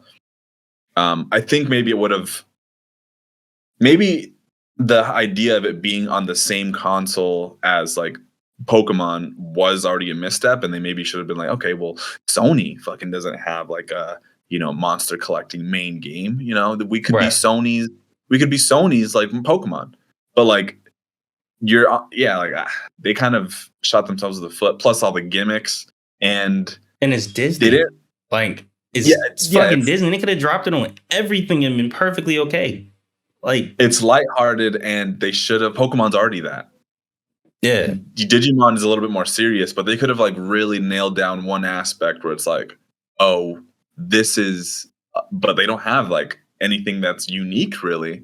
You know, it's just like a slight variation of Pokemon, but it's like, aside from the excavating, I can't think of like something that's like, oh yeah, they really did this well. I guess maybe that it's an action RPG, but it was an action RPG on the DS, was it? yeah, it was the exact same gameplay on the DS where it was you fighting alongside your Spectrobe. But the only difference on DS was that you had 2 Spectrobes out at one time. I think that's maybe like why it wasn't received well, or why it didn't stand the test of time, or why it's not talked about now. You know, I mean, because there's room for, if it's the monster collecting genre, there's still room for someone new like Temtem or something new to really come in and like, bam, like this is what like. We understand that you guys think of us as a Pokemon clone, but like we're bringing something that Pokemon does not have, and like we're covering aspects of the monster collecting genre that Pokemon doesn't cover. Like maybe it's in depth or more serious or bloody or violent or something, you know. But it just redid. It's like it feels like an alternative Pokemon, like an alternate universe. If that's what I was going to say, it feels like a Pokemon spinoff that would have like been like, oh yeah, it's kind of cool. Like, it's like, what the fuck was it called? It was a WiiWare game where like the Pokemon were toys. Yeah, yeah. I know what you're talking about. Yep. Rumble. That's what it was. Pokemon Rumble. It's a lot like that, where it's like, it's the same like idea where it's like, hey, you know, you get your shit and you fight, but it's nothing more to it. Like, this would have been a good Pokemon or Digimon spinoff, and it would have been like, yo, this is cool. But since it's its even, you know, the Wii U game, or the, what's it called? Pokemon the Fighter, Pokemon Tekken. Fighter, yeah, Pokemon Tekken, Pokken. What is it? Pokken tournament? Yeah, Pokken tournament. Yeah. So like maybe if they would have, well, I mean, Pokemon already covered that, but like, you know, in that game, you could only select from like a finite selection of Pokemon, and it sort of took out a lot of the like cool RPG mechanics. Although, I mean, it still had some. I mean, they could have like done like, hey, pick a Spectrobe, you're that Spectrobe, and like you're out in the world or something. Like, there's many things that they could have done that would have really differentiated it. And like okay, so Spectrobes is like this. It's like Pokemon, but like if you like this aspect, it's more focused on that aspect. But they didn't nail it down, and I think they were maybe because it was Disney, they couldn't really. They were like, They what didn't does the really. market say? Yeah. Plus, they had like a weird team, like a bunch of veterans with racing arcade games, like we were talking about. Yeah, like the composer, Yeah, didn't he score like Mario Party and stuff? yeah. The uh well, just for quick, what is it? Takayuki Soto was the director, and this is his first game. Like, why would like his directorial debut was this game? Which why would you give something like this to somebody who's not fully familiar, or like like did he have the vision? Because it Right, doesn't feel like it was his vision, you know. right. So, but yeah, as far as like, I mean, the music too was set up for success, but it also sounded a little bit uninspired when I was listening to like some of the music while playing. I was like, huh, who made this? Wait, we're talking about, Ray Kondo, the guy who does like, Fire Emblem, and he did Okami and Bayonetta, and then Yeah, I'm not gonna hold you. I can't name a single song off the top of my head for Spectrobes. yeah, like Except for like the none of the excavation theme. I can give you that. because you heard it a bunch of times. Yeah. Yeah, like, so I don't know, it's kind of just interesting how it's just I want to read real quick. The producer said something to Nintendo World Report that I thought was sort of interesting. So yeah, so he goes, unlike the previous title, the production team has shifted the focus of Spectrobes towards more of an adventure title than an RPG. Players can now control Roland directly, and his expanded combat abilities have allowed him a stronger presence in this upcoming title. Along with enhanced combat, players will have the ability to immediately switch the creature that fights alongside Roland. So it's interesting that he says that, and we've sort of covered some of our experience with it, where it's like immediately switch the creature while combat. I mean, there's definitely like a load time. It's not fluid, and you're better off just not going. immediate.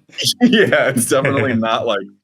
And then talking about more of an adventure title than an RPG. I can feel like that. RPG It does feel very adventurous. There isn't like there's RPG elements like a level up, you know what I mean? But there isn't like I'm not, you know what I mean? that's like, oh, my character has a better defense or something like.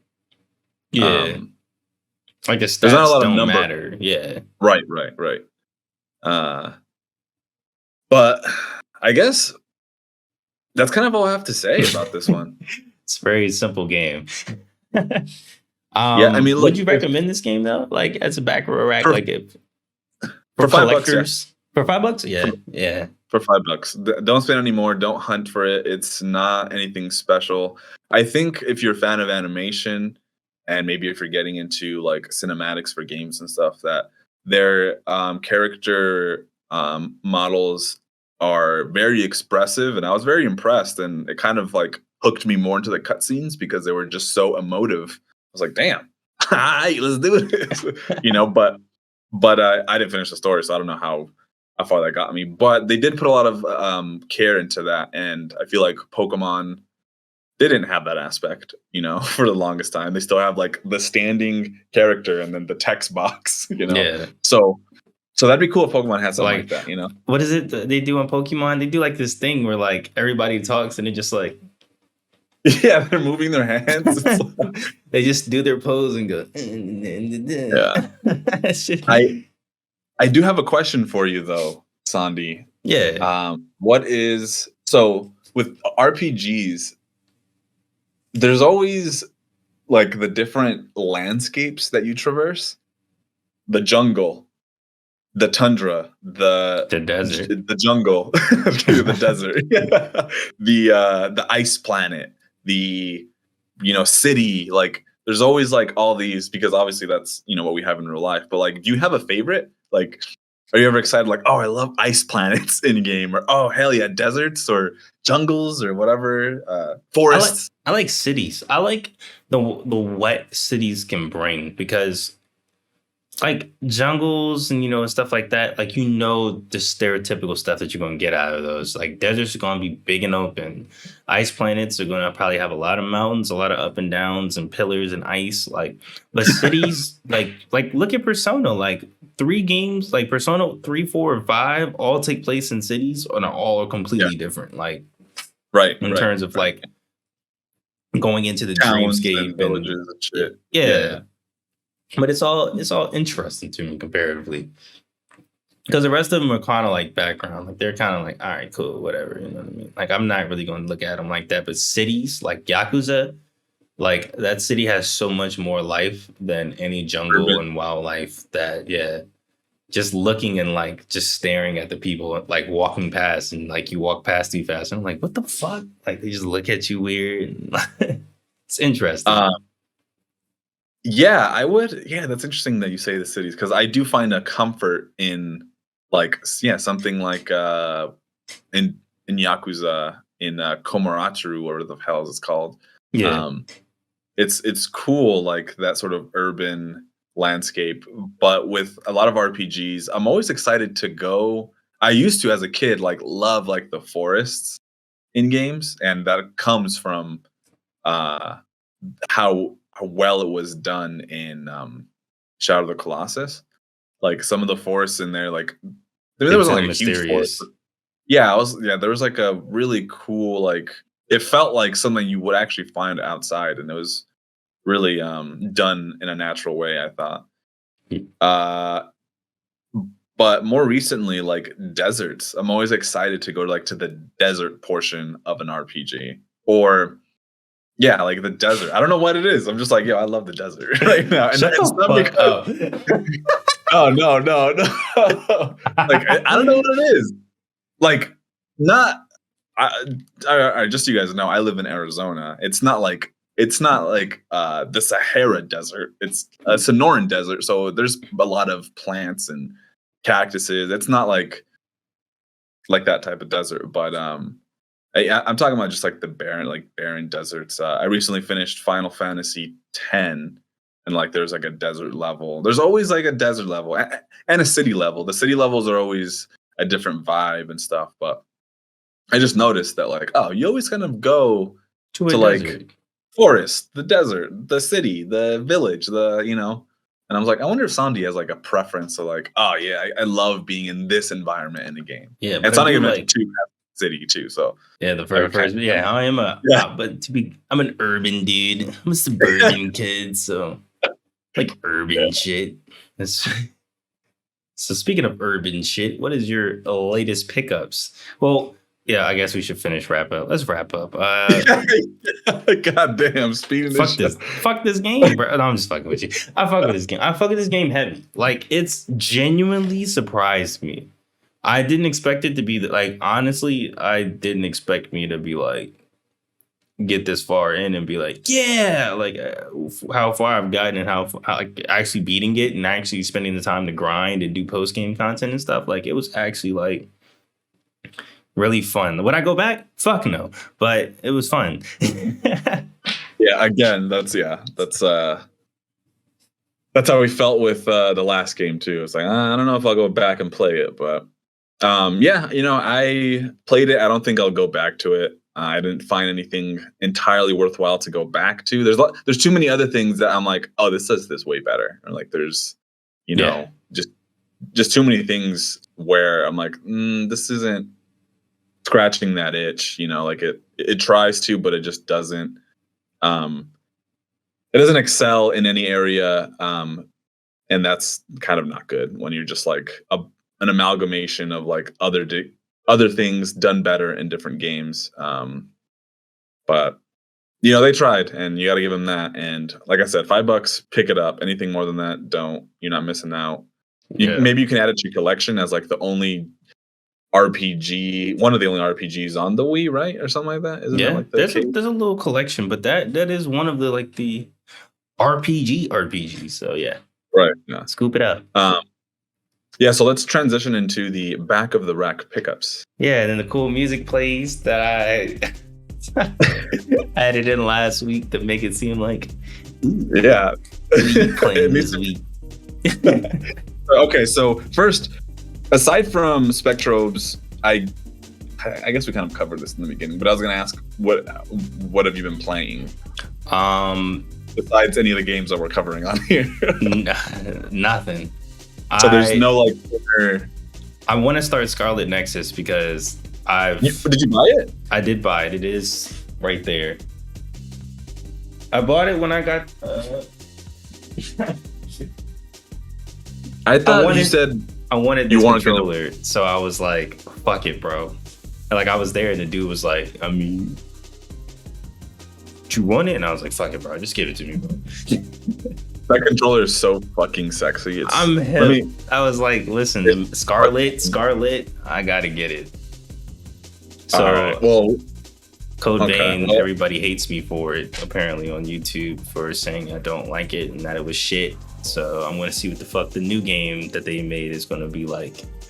And all I know is the music. I've been listening to the music of that game a lot. It's really good. I've heard a little bit about it, but it's definitely like not my bag. It's like the mix of music. I'm like, oh, okay, it's literally up my alley. But to be fair, I haven't like fully heard it in game. I've just heard it from like reviews and stuff. And I'm like, so I haven't heard like a full song, or it could be great. I don't know, but and I'm all about giving things a chance before just dismissing it. So I'll check it out. Fuck, what was I gonna ask you? What games did you pick up? You go first, bro. This is the tradition. You gotta go first. Back of the rack pickups. Cool. All right. So first game is Hunted, the Demon's Forge for PS3. Yeah. Have you've played this? Nah, but I've seen that cover, and that's one of those games. One of those you back of always the racks. I always see. I actually, I'm gonna add this to the list, so you guys might, see. Thank you for reminding me, because I've been honestly at that point deciding, because they've reached the singularity point of like 360 and PS3 where they're like cheap as fuck, and I'm like, should I? But see, you said your PS3 broke, and I'm like, and plus I don't feel like waiting on those downloads because you can't like go to another screen on PS3. And I've been thinking about that. I'm like, do I want a 360 or do I want a PS3? Like I've been outweighing the exclusives and the stuff like that. That's a tough one. I spend a lot of time with my PS3 because I have PS2 classics on there, and I also have PS1 classics that are like I've bought Suikoden for the PS1 on there.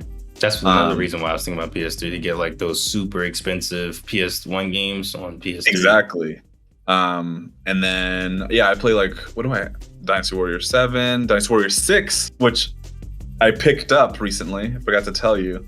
Oh yeah. Completely forgot to tell you, and I played the first couple of levels. The Renbu system. I was like, oh shit, this is we definitely have to do that. As an episode. That's one Dynasty Warriors we'll do. Yeah, because it's the black sheep. Dungeon Siege 3 for PS3. This is a like dungeon crawler Diablo-esque game,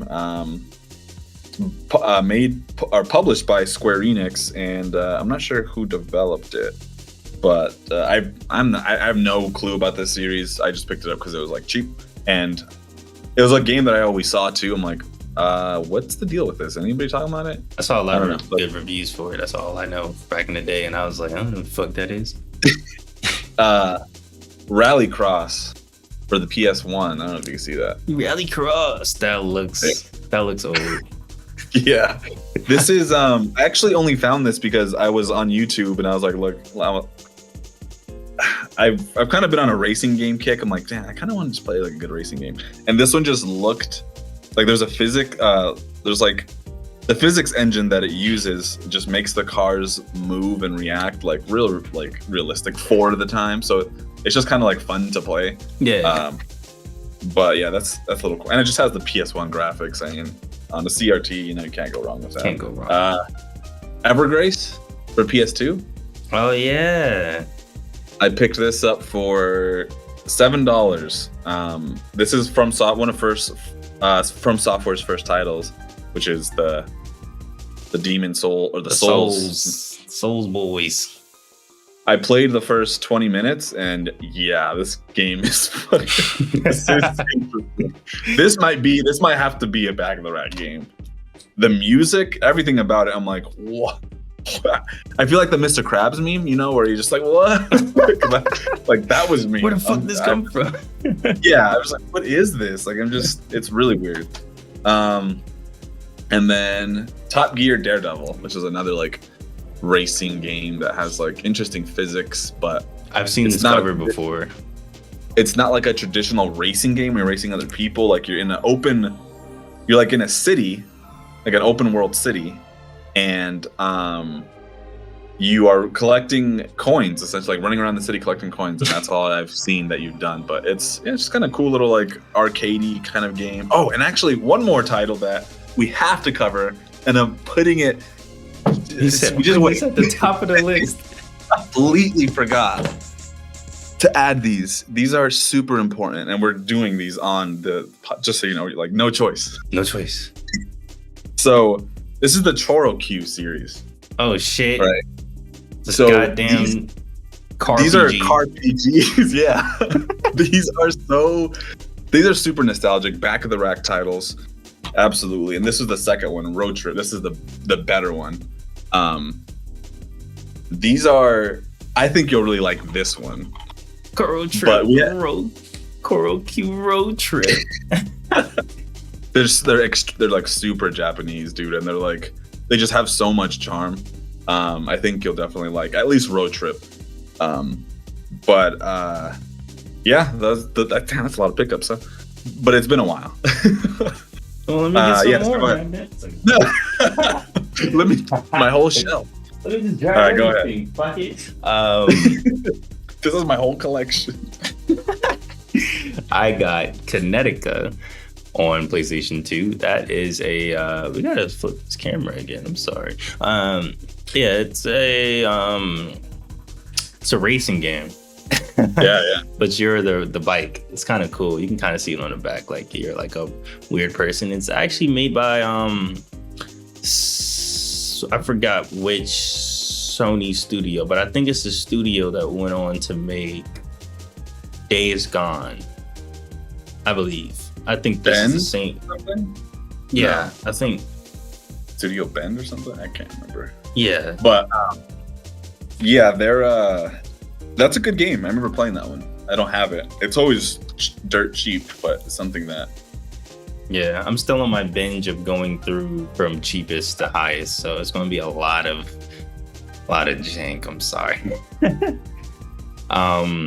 We have Gladiator, Sword of Vengeance, one of like the 18 Gladiator games on PlayStation 2. But this one is the acclaimed Gladiator game, but they all play the same. You play as a gladiator and you level up and you do shit and you fight mythical creatures and shit. And it's honestly, this one's the most fun out of all the Gladiator games I remember playing, other than Shadow of Rome. But Shadow of Rome is just an anomaly. One that I was telling you about. Remember? I was like, yeah. "Yo, this." Oh, is Which this one this is the one? No. I'm asking Shadow you of what- Rome, or was it? There was a different one. Shadow of Colossus. Hold on. Oh, which one is it? I'm sorry, I'm peeling. It was tape off. It was in our chat. It was in our fucking chat. So Yeah. I don't know. But yeah, there's another one where I was like, this is. It was like Coliseum or something. I don't know. Anyways, keep going. Yeah, it probably was Coliseum something. This one is near and dear to my heart. You know, I like weird rhythm games. Oh, I And- knew. God damn it. I fucking knew it. B-Boy. Yeah. B-Boy. This one is fucking crazy. It's actually like, you know how it's like a dance game, but like it actually has like a rhythm to it and like actual combos that you do. So when you're playing, you'll do like up, down, right. And then if you have to do it to the rhythm so that your character will do like the break dance into the head spin and then you have like the Tony Hawk like balance board on like your shit and like it's really fucking cool. I remember playing it and it's also by the same developers that made DJ Hero. So That's I have to yeah. ask, do you know how to dance? Nah. Okay, rephrase. Back when my knees were good, when like the jerk was hot, I was like the best like jerker in the school. Pause. I used to be hitting the little knee joints. I used to be hitting it, bro. And then the Dougie came out the next year. Gone. You couldn't? I couldn't do it, bro. I couldn't do it. I was just gone after that. Yeah. I got Primal, which I'm gonna put on the list. I think it is on the list actually. I believe Primal's on the list. It's a game where you like become like you play as this girl, obviously, and you have like this curse and you become like a demon monster thingy-mabobber, and it's really fucking cool. It's actually a very interesting adventure game. Yeah, that's on the PS2 classics for the PS3 store. So it's a well-known game, yeah. And then you got Code Veronica.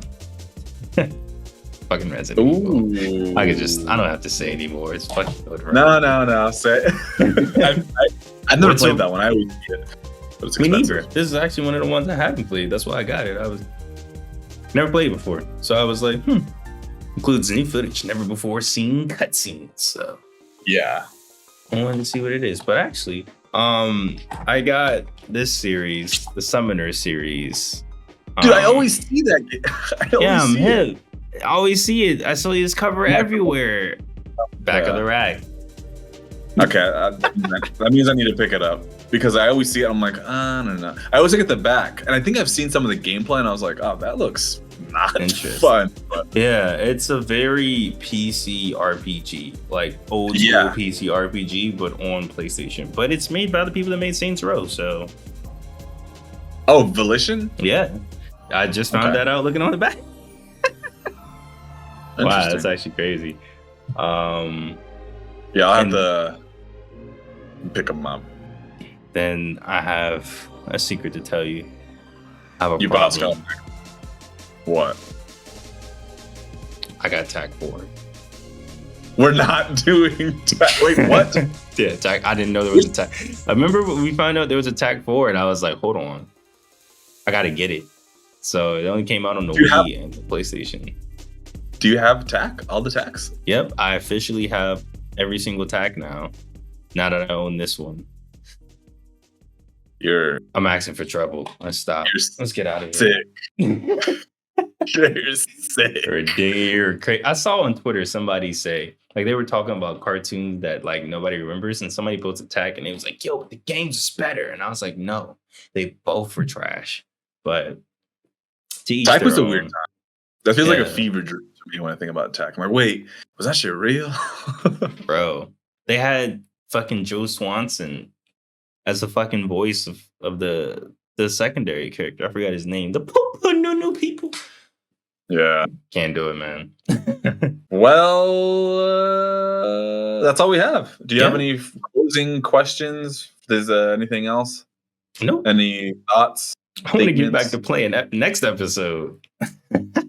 So thanks, guys, for watching or listening. And, there's a lot of podcasts out there, and you guys are fantastic and great for choosing the realest podcast. You can catch me on Twitter at Bendezzer, and I'm working on a Final Fantasy X video. By the time this is released, that video is probably out. So that's good and weird to say. Check it out. The car will be right here. Sondi, where can they catch you? You can catch me on Twitter at Sondi with the AME at the end. I forgot how to spell my name. The links will be the links will be in the description. I have also released a bunch of videos probably by the time this came out.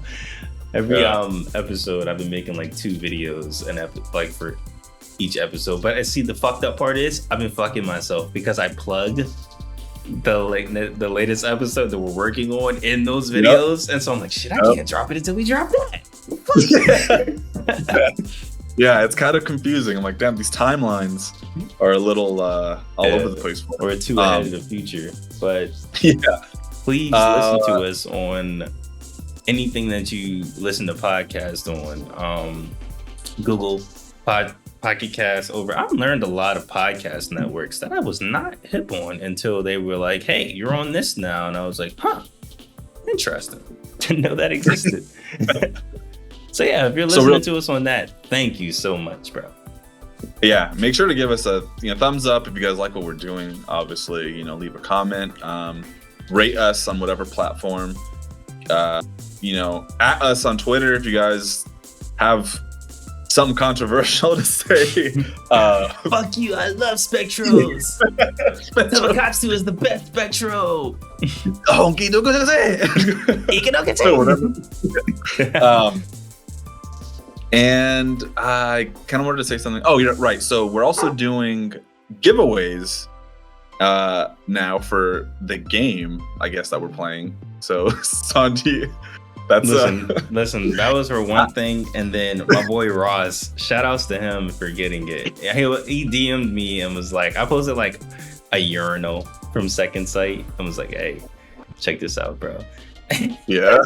Ross DMs me. He's like, yeah, the game's Second Sight, but I live in Britain, so don't send me a copy of the game. I was like, dude, how the fuck did you know this? Yeah, super weird.